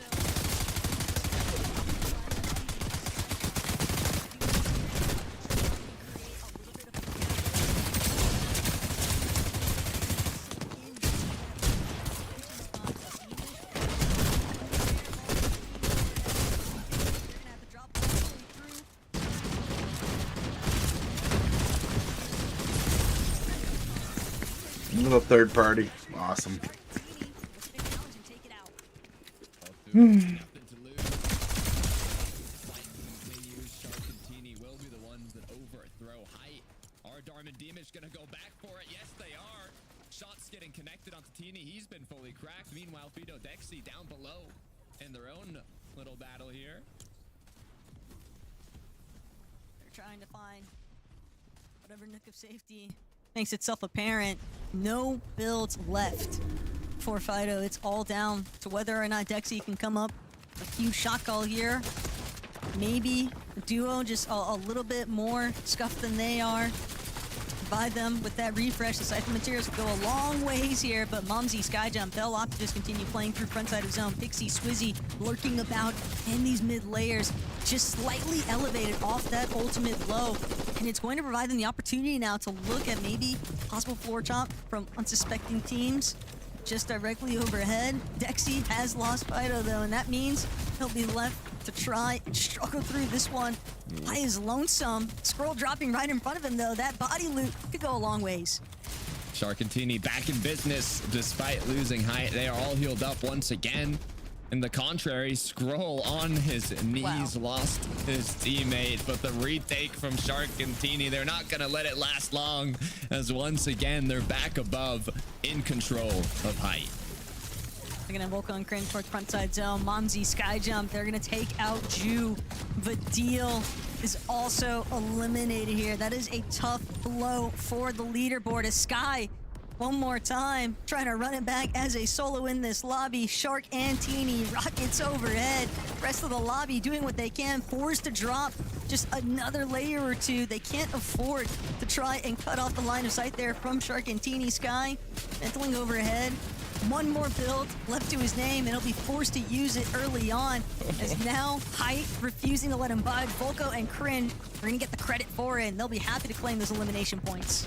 Exactly what they needed. Cringe now bumped himself up to 164 points, but he's got to make the solo clutch happen if he wants to put himself in qualifying range. But with the chaos unfolding, 2 HP to work with. Cringe, you got to make something happen here. Panzer knocking on his door. Will he be able to connect the shot? Does not take it yet as Swizzy goes down to Shark. 6 on the board already. They want to close this out. They're tired of the heal-offs. They know how to play aggressive. They're looking to finish it with an E-limit. Skyjump down below. Will he be able to connect? It's too difficult with the 1v2. Shark and Teeny close the match out. Shark and Teeny. Let's see what the leaderboard is. Again, why they won before I embarrass back-to-back myself Reload anymore. Elite Series qualifiers. Look, but there are some huge implications that are about to take Like, place for these leaderboard they're just slightly standings. better than me, I'm right? really excited to kind of get into the thick of it here, Takada, because we are seeing duos that desperately needed those points, finding the that placement much. that they were hunting for. But great job for I mean, Shark they can and build Teeny, whatever. finding that victory royale. Frankie, all down to you guys. Thank you so much. It must have been so terrifying to be Skyjump then, knowing that there was a duo hunting you down. And let's face it, if you do the maths, if you're a player in this lobby, you know it's probably going to be Shark and Teeny 11. It's the trend today. These guys, they are just continuing to showcase why they've been so impressive. But I think the key thing here is obviously they were in third going into that game. The blueprint for these guys has just been so clear, Harry, as far as how they are approaching these end games. They want to take height as soon as we get towards the sort of final moving zones, and they're just so hard to beat when they do go up for it. I mean, I honestly don't know what the they're just stakes are. clinical, Like, you know, it's like when you have a striker who you just know is just gonna a couple bang your wins, goal. That's what these guys do whenever they go up for height. Yeah, I mean, especially when you get an RPG off spawn, right? Gives you a chance for globals in France or something, like. And it's just the amount of eliminations they get when Isn't they're on it high Battle as well. Royale? You know, I you'll don't see know. teams who are just I'm spray confused. down, you know, pressure the lobby, make sure that the rest of the lobby fights themselves, and you know they pick up the victory royale. But they'll take it by force. You know, they'll go and get all the eliminations themselves. An 11 elimination win allows them to be in contention for the win. And I'm excited to see Right, what the they're gonna make leaderboard us look wait like. for the leaderboard, I promise. I am just excited to see the complete and utter lack of disrespect that these players show to After anyone this in break. the lobby. Loving seeing them fighting Demons and Dawn for high ground as well. More of that, please, in our final 2 games. We're going to take a short break. Join us in a few minutes for more of a breakdown of that last game. It's kind of shitty.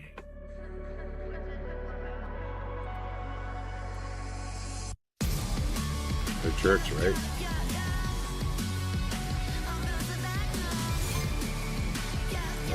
Let me turn that down because all the firing and everything and like shocking, I can't tell if it's happening to me or them. That's a problem.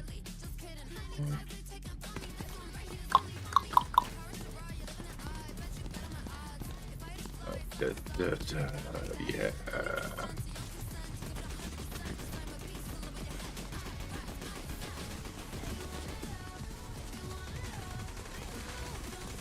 What's that?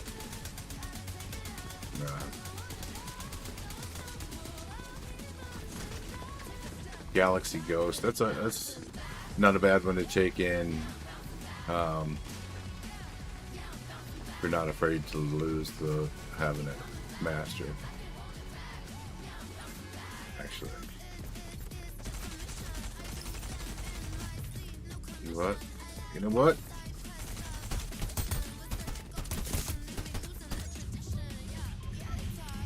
Piss me off.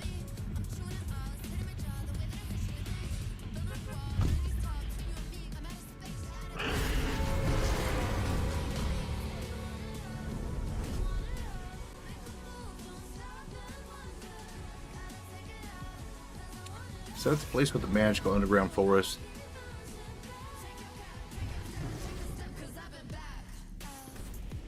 Go find out.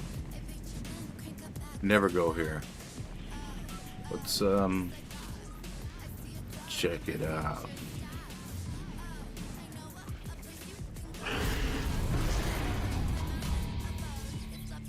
There was like a zip line somewhere, like way back here.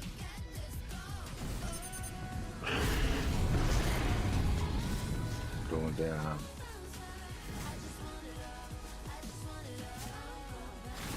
Cool, yeah.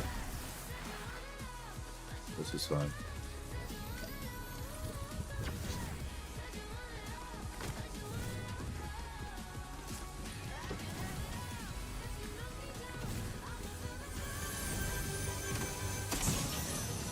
Ay.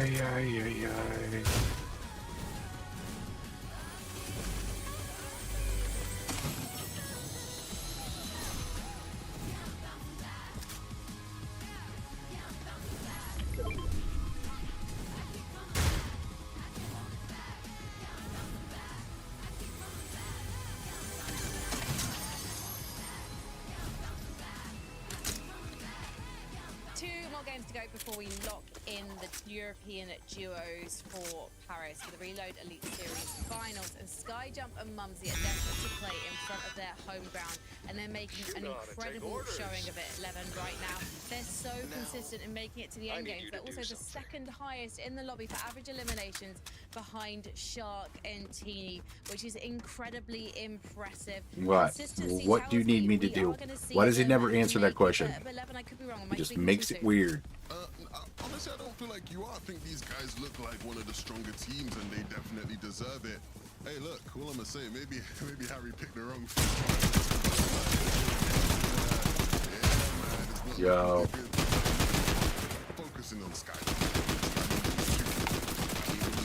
I can't even do my shockwave. Yeah, I think you'd have to at least up there as far as ranking goes. That's such a fucking stupid bug.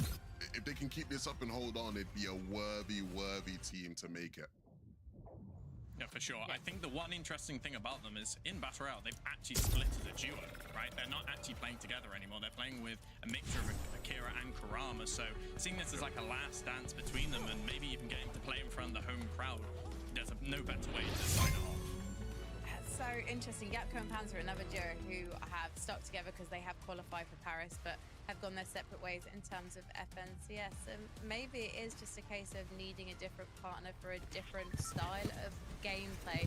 Can we bring up the leaderboard again, if that's possible? Yeah, see, it's blue again. It makes sense to go here. At the point, it's actually incredibly close, even as you head on to page 2. This was From stupid over here. 17 to 5, things Hi. really changed. I didn't know we could do that production. That was snazzy. Dharma and Dimas, Yapko and Panzer already qualified, so while it's disappointing for them at the moment, they know that they're through. But if we look at Focus and Thomas, Pink and Chris, if they have a fantastic game, they could still potentially get within the top 6 coach Harry. Telling me it's crazy. It's crazy, bro. There you go.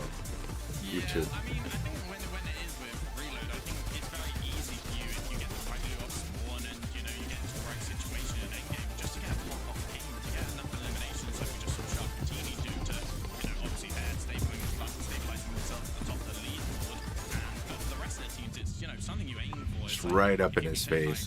You can pressure the lobby and get those eliminations that way. It's okay, though. We're friends. Easy, but it can be We had a fun when you friends. can jump up the leaderboard with a pop-off game for sure. And yeah, I feel like Levin, we haven't had any outliers like Damn, I we thought this bus was going the other direction. where a duo comes out of nowhere and takes the victory royale. Tonight, Levin, I feel like we're seeing the same duos make this game on game. Yeah, but we did also just have Robin and PUBG. So I think there is potential for teams to come out of nowhere, and that's maybe even too late. We have these final 2 games coming up. Yeah, you absolutely do. Game 7. Thanks, Frankie. There's a lot of potential, but there's also a lot of nerves now. I mean, early on, it's 8 total matches. Golden Yeah, fishing we still got hole. 6, we still got 5, 4, Somebody else 3 there. now. We have 2 matches left. Right. This is where you have to make it count. You have to set yourself up for that last match. You don't want to go in to the game needing a win. You want to go either in that qualifying range or at least really close to it. There you go. And the good news is we're ready to go. We'll head into the second last match.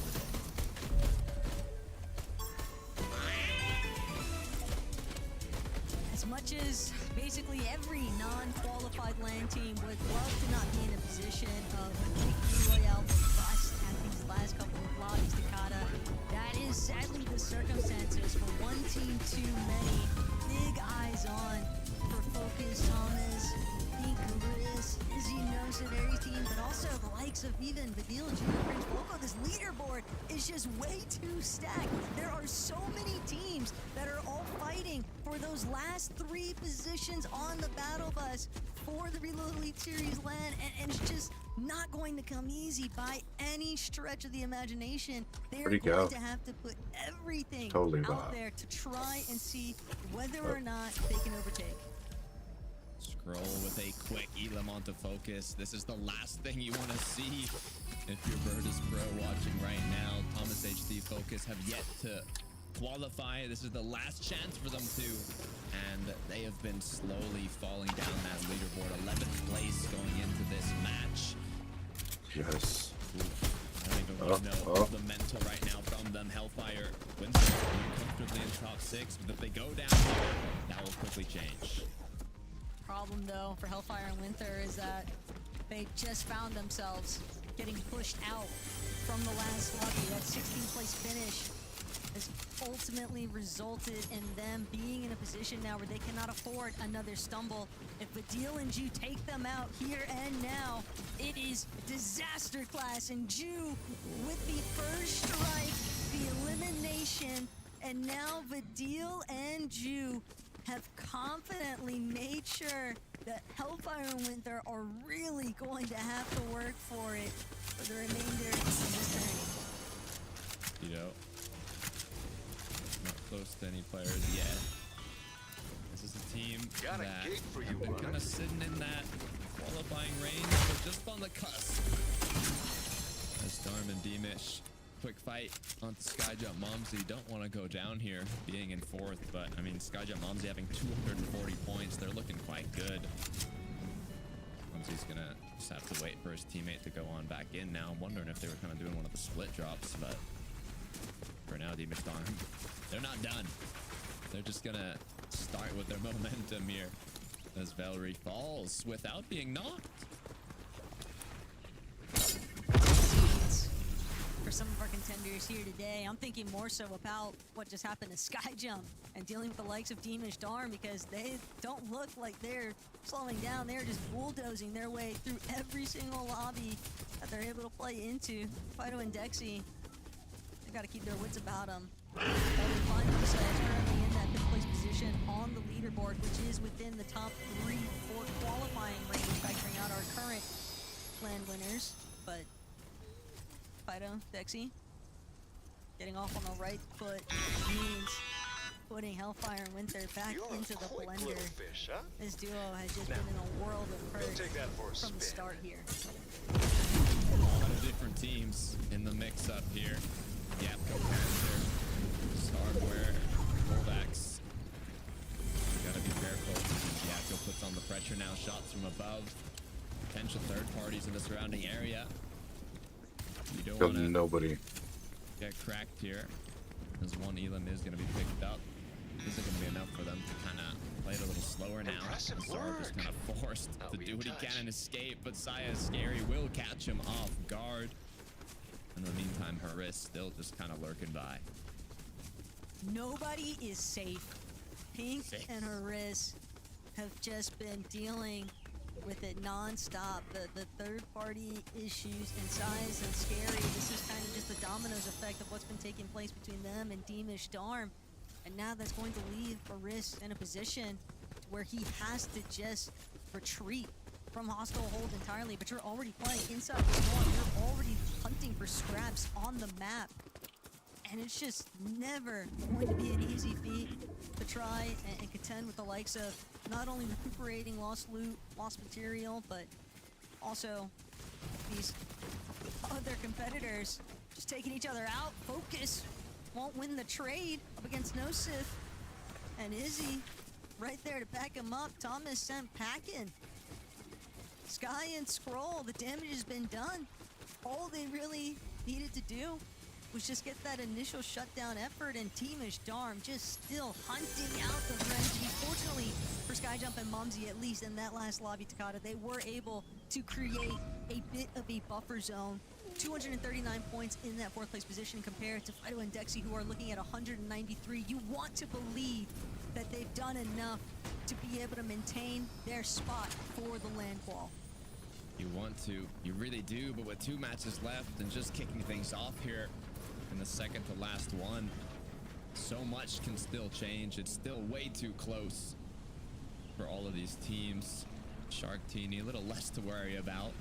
No bushes. Moving on over to Syaz Scary, but Momsy with the big shot connecting. He took the 1v1, but Scary will avenge his teammate and be able to pick up Sounds so Syaz close. now, marking their 7th elimination of the match. This could be a big game.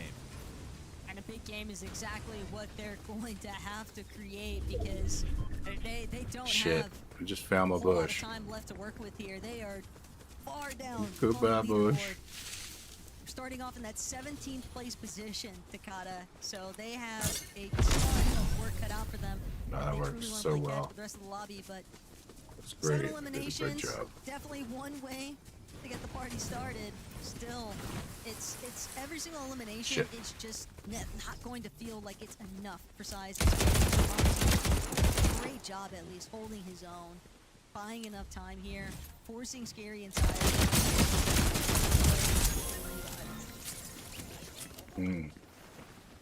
Dexy and Co. currently in 6th place. They are the cutoff going into this match. Puts a lot of pressure on your shoulders, but as you can tell, not a lot of aggression wanted to come from this duo. If we look at their previous matches, they've, you know, averaged around 2-3 eliminations, and some of them didn't get any at all, so they're not one of the most aggressive duos we've seen today, but in the the last 3 matches, they've made top 10 in every single one. So whatever switch up they kind of had after the start of the day, it's clearly been working. But to play devil's advocate to that, if you're a team that's just consistently playing a little bit more towards the reactive side versus being proactive, versus being one of those teams that's kind of taking affairs into your own hands, looking for those consistent stream of eliminations, when you're just looking to only play for the placement, you are a little bit more vulnerable to the team surrounding you and just getting way more aggressive because you're kind of like a sitting duck. And sure, maybe that's worth it, but I think it just invites a lot more attention than what you would believe, because teams are going to notice, especially teams like Darm and Deemish. They've just been on a tearaway. They are not looking to slow down. They have just been full speed ahead since they first got into the lobby, and it's been like that for every single lobby they participated in. Yeah, it's difficult though, because at the same time, you know, if you're constantly looking for those eliminations, could get third party after third party coming through. I mean, it is reload, so you can always go back in, but it reaches a point where you just got a demand game. You just don't have enough loot, don't have enough mats, and you don't want to put yourself in that position. But you know, Sky and Scroll, they're having a great time here. They're more than comfortable in third place right now, already qualified. Quick dance, not too much to worry about. Smooth seas ahead for these two. Can't blame them. Prize pool is nice, sure, but we know what to expect. We know the standards that they consistently delivered on.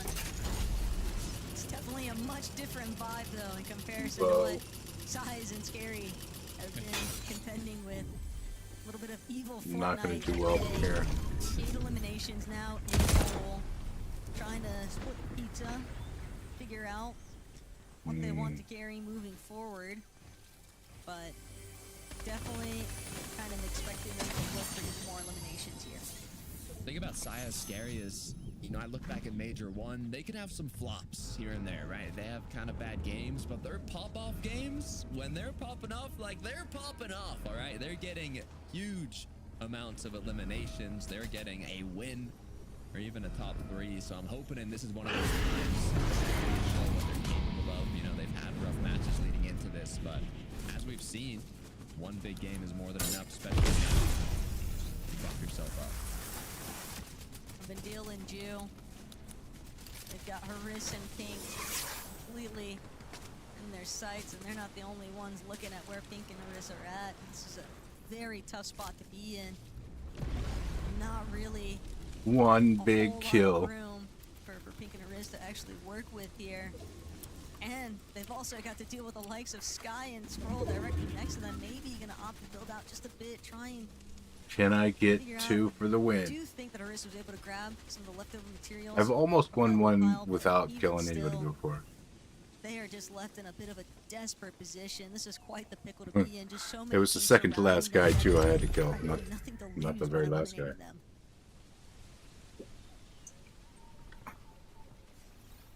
We'll look back over at Cringe and Volko. They've been looking good. These last 2 matches, they've been looking real good. A 5th place, a 3rd place, good amount of elims. Hopefully, they can keep it up though. This is kind of why I like going to Sinister Strip, because you always get boots, and I kind of like those. So, lag. In this match compared to the last ones, it's just a lot more quiet. Not as much noise, not as many fights. As the clock's ticking and we continue on. Once the 7 zone 5 clears, people duos in. are disabled as well. 16 duos up, a lot less What is it? than we've seen before. And what a zone pull for Cringe and Volko. It's only not 1 too DPS right surprising now. to see that little bit of stop and Dude. go though. Teams, ooh, right as I'm speaking, that drone shot just showcasing all of it. Winter Oh, and Hellfire. oh, I think they're doing the. immediately I think they're doing the taken thing. into the center of a full deployment Oh. version here in Panzer. Yepko, they won't waste any time. That's going to be clear eliminations across the board for Don't want Hellfire to get and Winter. a kill. They have just been going through it since the start, All and right, things yeah, did not 2 get more. easier. Now they have to bank entirely on lobby number 8, the final match more of the dead. day, to see whether or not they can actually confirm their position. for that land qualification spot. This is going to give such a big opportunity, though, for the teams underneath them on the leaderboard, though, to try and play catch-up. And one of them being Thomas and Focus. They have got to drop a huge game here, and they cannot afford an early departure. Relying on that game 8 performance, it's just too much of a risk factor, and they would likely also be at the mercy of other teams gutting before them. Yeah, I mean, we haven't even really So seen them in this the late might games in the past probably two be my matches. last game. They were always trying to play for kind of the Watch best out the position, tournament. even if it meant playing a bit more aggressive. But recently, they haven't even been able to make it that far, and the pressure is just Victor not down to, stopping. like, Thomas gets knocked. This is Focus second is to last game, so like rotate has not gone their way. the last game All will they be have left is the last match Boyden. of the day, and they might have to win it. Taco Pradaj in a similar situation goes down shortly after. Badil and Ju were just eating there for a moment. They had the full positional advantage. Focus and Thomas just got stopped in their tracks by where Trexer and Pradaj were at, and trouble still brewing here for Teamy and Shark, but again, just playing like I'm duos with playing really like nothing to Cash lose Cup or aside from something. a little bit of prize pooling. They've been trying to go toe-to-toe with Swizzy and Pixie all day long here. As now Mumsy, Skyjump, Get them placement they points. just want to continue establishing themselves. Yeah, bloody inside hell. of the leaderboard for the qualification match. Sony shot the corner. Scary just about making it in. As Yapko Panther gonna follow shortly after. Vito Dexy, 205 points now on the board. Looking very healthy as they make their rotate on in, right on top of Darm's box. No fight's gonna break out though. It's a Dharma in a box. Actually, they might have to force the issue here. Material count is running Ah. a little bit too low. Sky scroll from underneath, though. You can see Thank you. and Pink now in their whole world of trouble. Pink left as a solo. Not even sure how much longer will be left standing with the way the lobby is kind of just closing in on itself. Opportunities are wearing thin here. Saya, Scary, looking back. You've got a duo that's relatively healthy, trying to now send themselves towards that front side of zone. Ju and Badil actually want to be some of the first on height. Sharktini won't get the chance just yet, but Saya, Scary. Bullshit, Trouble bullshit, now bullshit. in the midst for Swizzy and Pixie, as the Spaniard's going to look to take him out. I like what I'm seeing. It's starting to smile a bit here as Saya Scary continue on forwards, but I don't want to get ahead of myself. 163 is what they're at. Juvenile, you were saying it, Taco. Just getting enough placements isn't gonna do it. You need those eliminations. You need to make the most out of it in these last matches, and that's exactly what they're going for here, continuing to hold on to height. Very smart by Badil there too. Already anticipating that the chop was going to take place, so just sending himself upwards off the overdrive grenade, making it very difficult. Oh, I wish I had a briefcase. Challenge too for the high ground. Sai is Scary, also maybe handling a little bit of their dirty work for them, trying to see if they can chop out Dexy and Kaido, but Dexy doing a great job just holding the floor, holding steady, trying to scale down the hillside here. But Ju and Badil from way up overhead won't be able to get a glance towards this backside of zone instance from Mumsy and Skyjump. They're able to kind of slow play it a bit here though, but they always have to be so cautious of what might be directly in front of them. Every single pre-existing build that's not theirs could just work against them with the player waiting on the other side of the wall. Despite losing, getting the job done. Now the issue is he's though, got he's ran briefcase. low on mats, he's ran low on heals. Player's going right into his box, but it doesn't matter. 1 HP is what he's left with. Can he get the siphon? No, he goes down. But Deal and Ju continuing to hold on to height. Sayas Scary looking healthy as well. Vito Dexy trying to make their way back up, but with 0 builds, Vito's stuck. All he has is a med kit. I don't think he's going to be able to make it back. It's just going to be however many placements that medkit can actually buy him. But for Scary and Sayas, they've actually made their way towards the high ground. They don't have a whole ton of builds to work with, but it might not matter. Fido, the moment that he goes up, he's immediately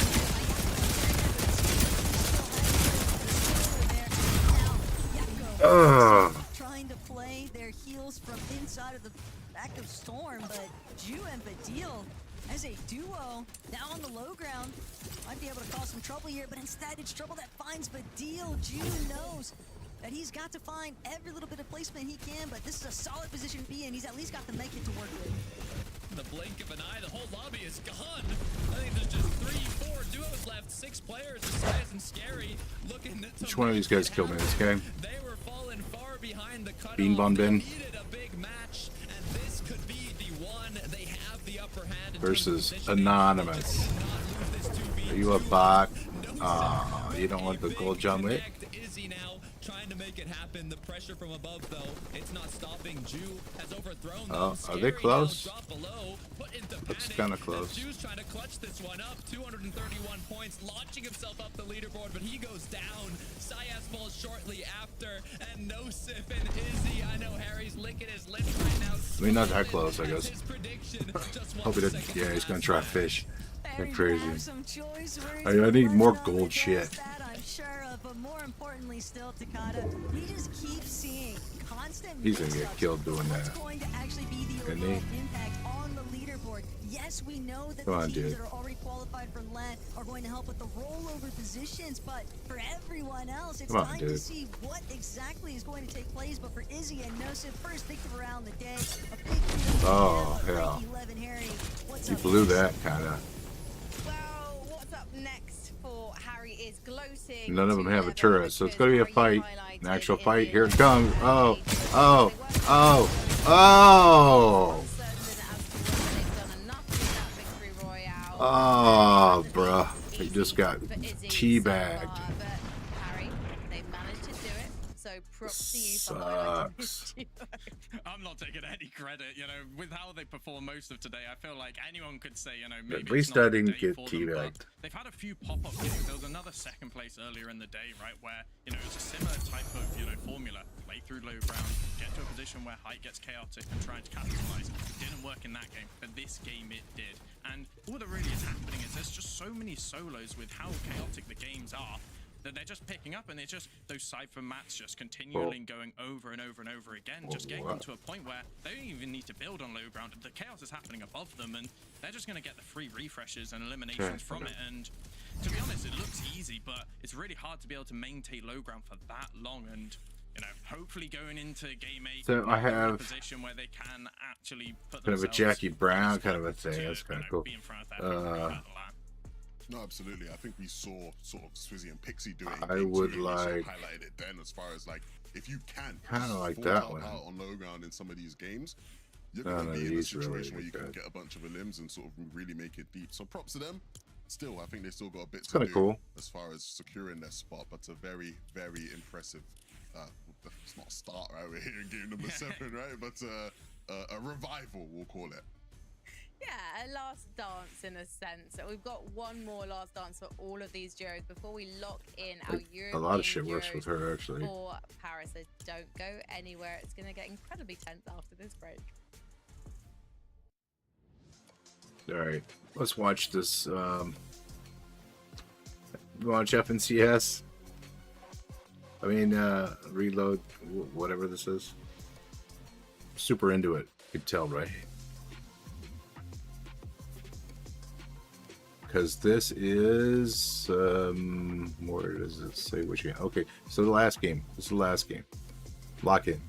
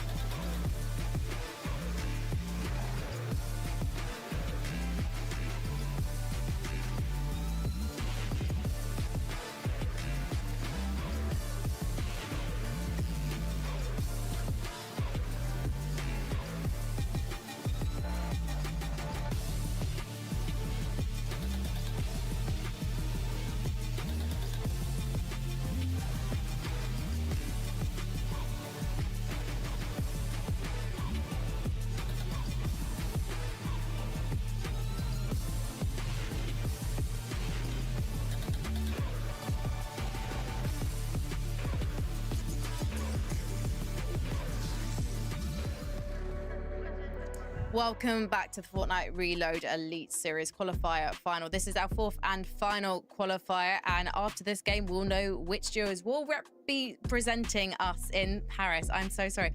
Rep B be representing us, of course, because the tension is on now. We've already got 9 duos locked in, so there are a lot of worried duos anxious about their fortunes in game number 8. So let's take a look at the leaderboard now and see who's currently in contention. You can see that there was a huge game from Izzy and Nosif, and even though they've been 14th on the leaderboard before, getting that victory royale with a number of eliminations, Coach Harry, has taken them in contention. But points wise, we're still looking so close. If you look at 6th and 7th, Vidil and Jew and Vexy and Catchby, they're on a tiebreaker situation, but Vidil and Jew's eliminations means that if we had to come down to 231 points after this game, they would be the ones making it. So, Harry, do you think that Vidil and Jew are going to be making it to Paris?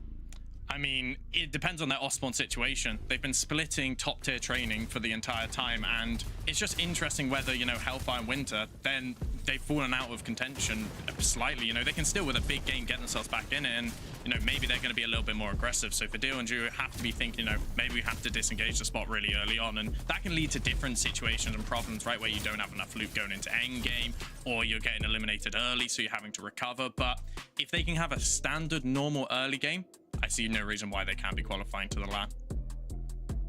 And Sires and Scary, they're currently in 10th. That was a huge game for them, and it was a game they really needed. They managed to get to second 11, and we almost counted these guys out, really. But they proved they do have what it takes. They've just got to now prove it again in game 8. Finally playing with the fearlessness that we sort of highlighted earlier at the start of the day. They went for the juggler there, 13 elims and second place. Of course, they would have wanted the win, but we know they're capable of high elimination games. They're going to have to top that, though, you know, in this final game, if they really want to give themselves the best chance possible, because, yeah, there's a bunch of really good teams who I think we can expect to make it to another end game here. So not going to be an easy task, but they showed us in that last game as possible. Let's bring up the leaderboard again, and again, look at the runners and riders. I'd like to actually go downwards, down the leaderboard onto what we'd normally call page 2, because again, those points are so incredibly close. Focus and Thomas, it's not out of the question, but if we consider that 6th place is currently 231 points, they absolutely need a mammoth game, because the teams that are above them, Coach Harry, are also going to be picking up points. Yeah, I mean, if you look at Sires and Scary's last game, that's an 89-point game, and they didn't even get the victory royale, right? So you can get towards an 100-point game if it all goes right. So if you are Focus and Thomas, if you are someone like Rax and Janice, you're going to need to get active. You're going to need to be aggressive. It's not a situation where you can just try and play a standard game. You will not get enough points. So I'm excited to see what they do, how they change things up. Maybe they change landing spot, but there's 100% going to be action in the final game. Well, the bright lights of Paris await for 3 more duos. We're going to head to game 8, and after that, tickets will be booked. Look, I feel mad nervous right now, and I'm not even playing Takata. It is just ridiculous when you look at the leaderboard standings and just how much it's shifted from the start of the day to right now. But we are waiting to see who's actually going to be teed up for that EWC LAN later on in August, because Game 8 is underway.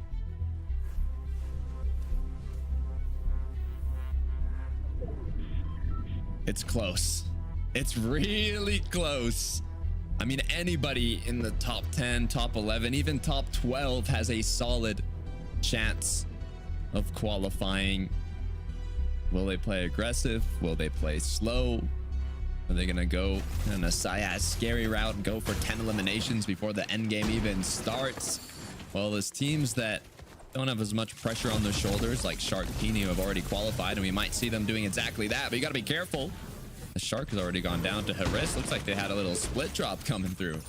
All or nothing right now for Pink and Haris. They don't have the opportunity to sit and wait. All they want to do is try and establish themselves right here, right now. Full Hail Mary as Teeny finds an elimination onto Trexer. Trexer and Pradaj landing a little bit too close to where they were situated, but Hellfire and Winter, for the first time, at least from what we've captured on broadcast, have managed to open up with a big elimination onto Fadil. This is a huge shutdown. Fadil and Ju have been fighting non-stop to try and get their position settled in on the leaderboard, and now Hellfire and Winther might just be making them fall short of it by putting this hiccup early on in their game plan. The battle continues. Volko Cringe taking their shots now onto Ju as he tries to disengage. Fadil has gone down. Ju had to be careful there. It's good he didn't get caught off guard. In the meantime, though, what has Hellfire been up to? Oh, this is actually how Fadil went down originally. What a way. No mats to work with.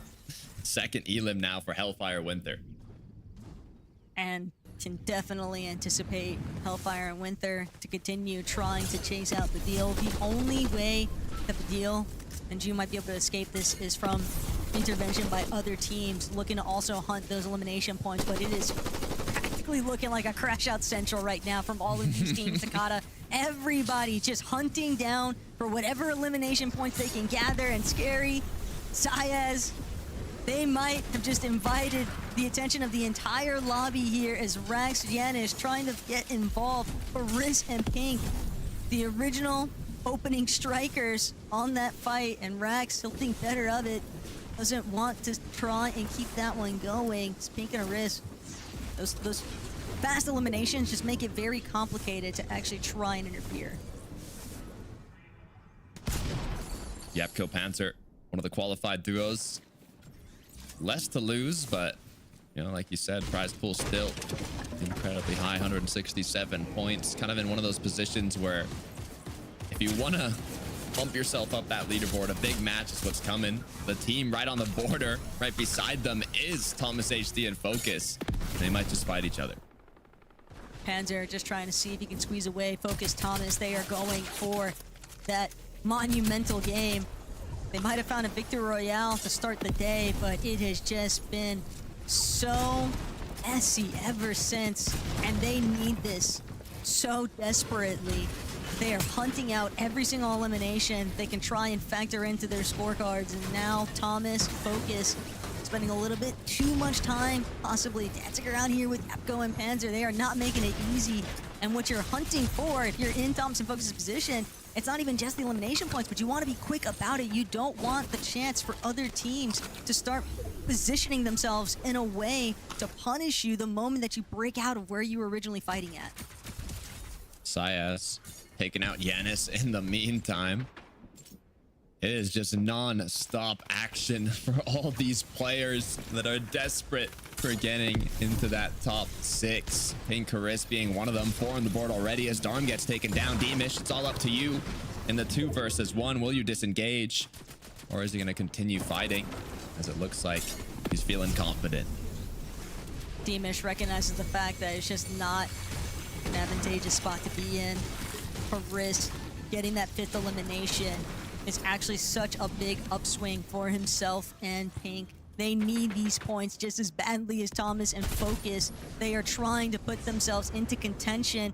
They know that the bell hasn't rang just yet. They still have the entirety of game number 8 to try and make the difference and close things out on the day with the LAN qualification spot, but obviously so many other teams with the same sort of mentality. Zarb and Wolvax just looking to play spoiler here right now for Dexy, not going to allow him to escape, shutting him down in the process, and for Dexy and Fido, that just means all the more complications for maintaining their spot on the leaderboard.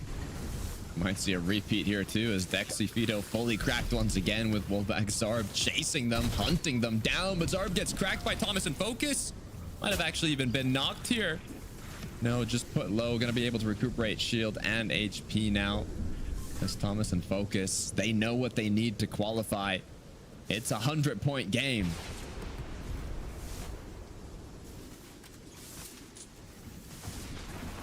Just scanning non-stop in the horizon, though.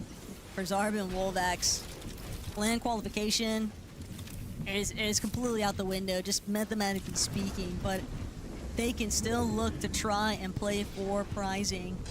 It's going to be tough, but they're not factoring themselves out. This is also just valuable experience in the reloads department.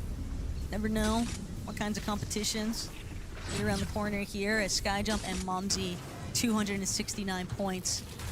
They have done such a great job here today at managing to put themselves into a LAN qualification position, but now they need to maintain it. It's crazy because Izzy and Nosif are their neighbors on the leaderboard, from way down below to now both French duos being head-to-head, both in qualifying range. Looking to represent in Paris, but be careful as the pressure is on. It's Hellfire knocking on the door alongside Winter. They're connecting their shots, but no knock has come through yet. And this is a big problem right now for Vexy and Catchby. You have to remember that they're technically tied on the leaderboard heading into this last game with Badil and Ju. Their points are neck and neck. And so if they take it out of the lobby right here, right now by Hellfire and Winter, not only does that allow Hellfire and Winter the opportunity to potentially steal that spot away from them, but it would very likely just be heartbreaking for Vexy and Catchby to lose out on the opportunity. Polish duo doing everything they can, try and push back. But these kinds of signs of life are just so difficult to try and overcome. But for Hellfire and Winter, they are not even the slightest bit deterred. Hellfire will be able to close things out. The Siphon too, just going to help him.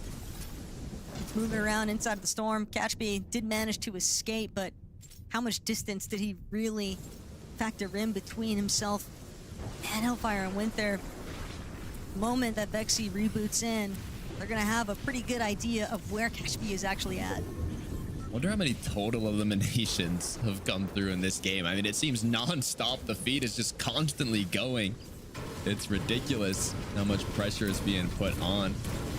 A lot coming from Thomas and Focus, so you can tell they have not given up yet, just like all these other players in that surrounding area of the cutoff. Hellfire Winter continuing their pursuit. It's just crazy to see all of these teams that are just so relentlessly trying to hunt down whatever elimination points they can factor in. And for Hellfire Winter, every little bit counts more than ever. Just a couple of lobbies, finding themselves eliminated before that 15 placement points factored in. And that's really all it takes. That just goes to show how tight-knit the competition has been throughout today's games. Really has.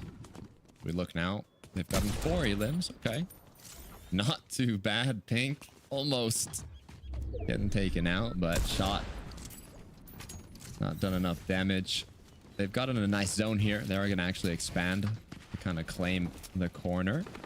This is looking good. I mean, we saw how confidently Thomas and Focus played for height in the first game. I would not be surprised if we see a repeat of that here.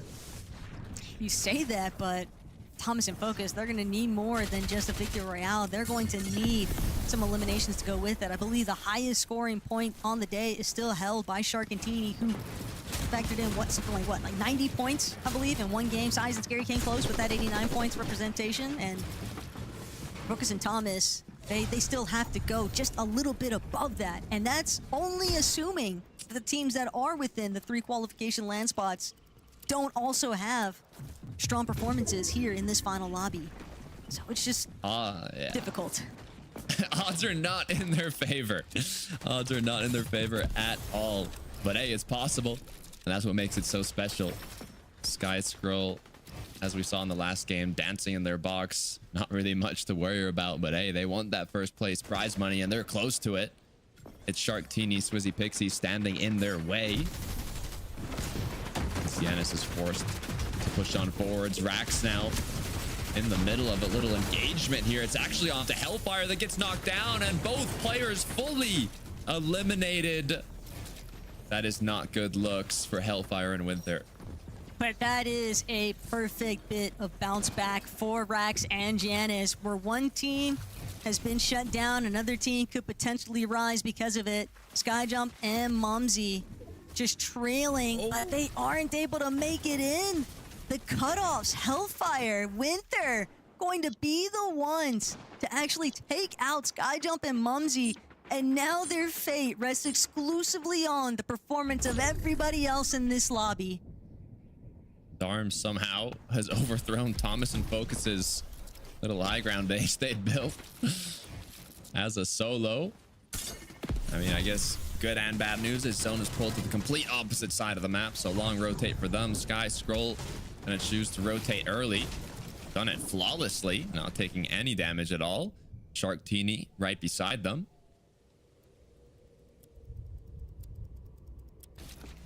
This overhead view, just really just trying to take it all in for a moment here.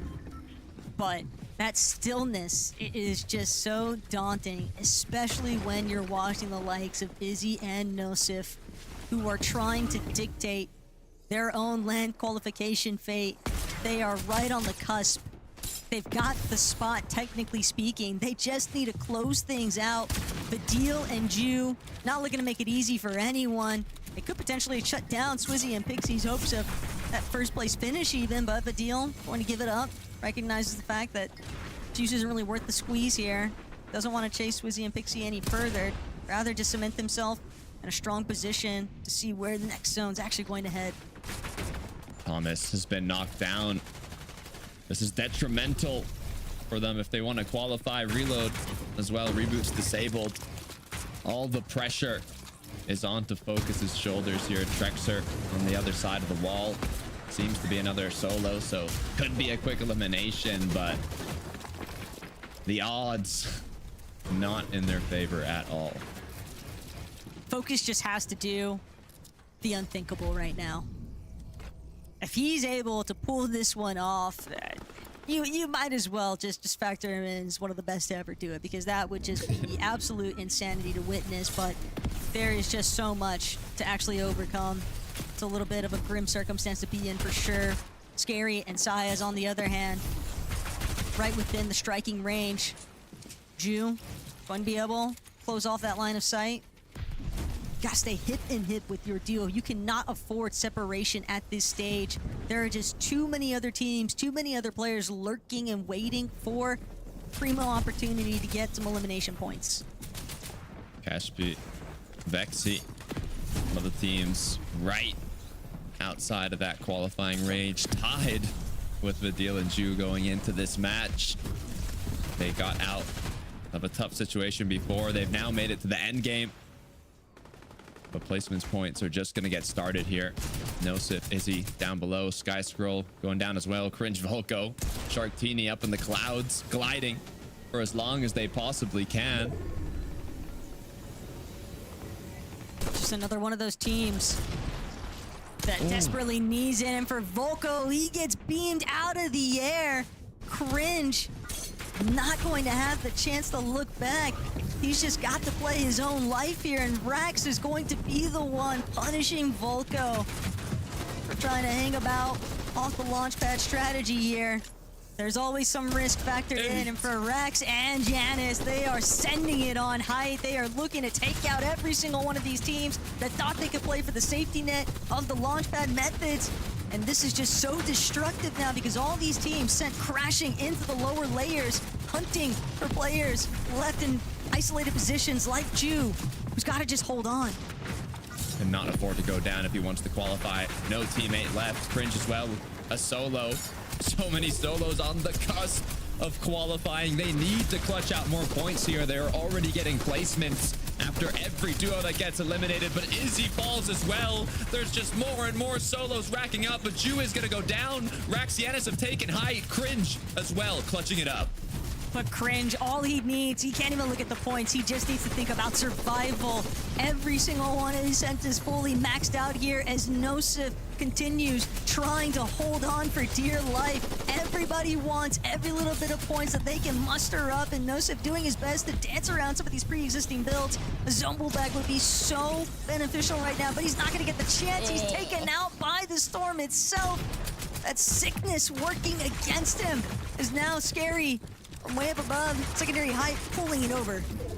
With the weight of Spain on his shoulders from an incredible last match, trying to clutch any points he possibly can. Cringe as well, one of the other solos. So many players with the opportunity to qualify. Who's going to be able to make it happen as Sky picks up one more? Rax and Yanis continuing to hold on above. This would be the one to win if there was ever the time to do it. Rax and Yanis trying to do the unthinkable here is scary. Will be shut down. Cringe still lingering about as a solo. The amount of points that he's been building might just be the ultimate difference maker here. As Yanis now looking to capitalize. Rax just hanging on by a sliver of HP, but 12 eliminations already for this duo. Rax just needs to see if he can find one more. The siphon would be everything currently, but Rax, Yanis forced to drop. Rax is taken out. Yanis realizes that he's got to do what he can just to see if he can hold on. He knows that this just isn't enough. He's gonna even look to play for the revive. Sky Scroll, just so distraction factor, actually going to be able to give him the time he needs, and now Rex, he might have just been able to do this. They need to win this game. They were 15th going into it. A victory royale is what they need if they want to qualify. All the pressure is on their shoulders. They have to hit their shots here, but Yanis Rex go down. Sky and Scroll come out on top, but for how long? It was actually Shark and Teeny taking shots from above. Sky has been left alone. And they actually just win the game. Shark Teeny out of nowhere. They win Reload Elite Series Qualifier 1. They win the Qualifier 2. And have they just won the 4th qualifier as well? They might have just won every single qualifier finals that they made it to, Taco. If I'm Swizzy and Pixie, I might be a little bit sick right now if I just witness Shark and Teeny steal this show away in the final hour. It's going to be hard to say, though, because Sky, Scroll, you have to remember, they were a participant, too, for that top 3. So, fortunately for us, we've got Frankie, Levin, and Harry to break it all down. I have a feeling that after that third victory royale of the night, Shark and Teeny might just have won their 3rd qualifying final. And fair play to them. Always entertaining, always sending it, and always dominating. Good luck to those guys in Paris. We do know for sure that they've qualified because they qualified way back at the beginning of this thing in January.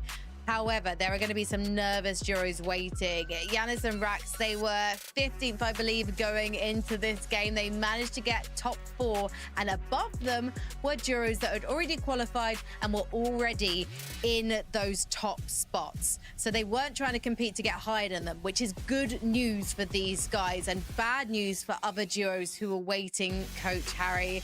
And for you also, Izzy and Nosif, I know you were waiting to see if they managed to do enough in that game. Yeah, I mean, it was so close, right? You see them with a bunch of elims going into endgame, and then Izzy goes down, it's Nosif trying to solo clutch, and then you go to another team and you see Syaz and Scary trying to clutch up every point. It was so entertaining, that final game. I want to see the leaderboard. I need to see how it ended up. We do. Syaz and Scary also a phenomenal game. They were fully sending it yet again. Game 7 and 8 on good form for them, but is it enough? Levin, let's take a look at the leaderboard and see who is going to Paris.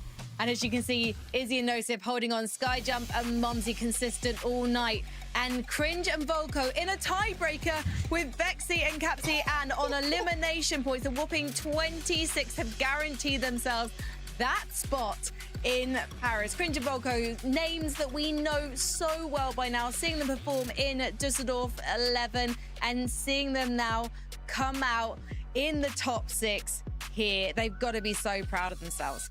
These guys had an unbelievable second half of the competition. The first 4 games of the day was mid. Then they rock up to game number 5. 5th place 5 elims, then a 3rd place 4 elims, then another 5th place 5 elims, then a 5th place in that final game to secure it. They flipped the switch. Izzy and Nosif, props to Harry. My hands are up. You got me. Wait. We might actually have to run back the tape though, because I feel like I mentioned them, but maybe we got that right. I don't know. Either way, they deserve all the plaudits for how amazing they were. Again, in the second half of the day, that resurgence, these teams picked up the pace and made it count. They really did. And also Skyjump and Mumsy, guys. We've got 2 French duos qualifying tonight. I think that the finals moving to Paris has probably been quite good motivation for them, Harry. Yeah, I mean, we were talking halfway through of like, maybe I picked the wrong French duo. Should have picked both French duos, you know? I think the motivation was enough for them. And, you know, Skyjump and Mumsy, we did touch on, like, this is the last anthem. Maybe in Battle Royale they come back together, you know, and they start duoing again. But they did recently split, and maybe that the pressure was off. There was no expectations going into this final, right? Of, you know, we want to play in front of our home crowd, but if we don't do it, you know, we're not actually a duo.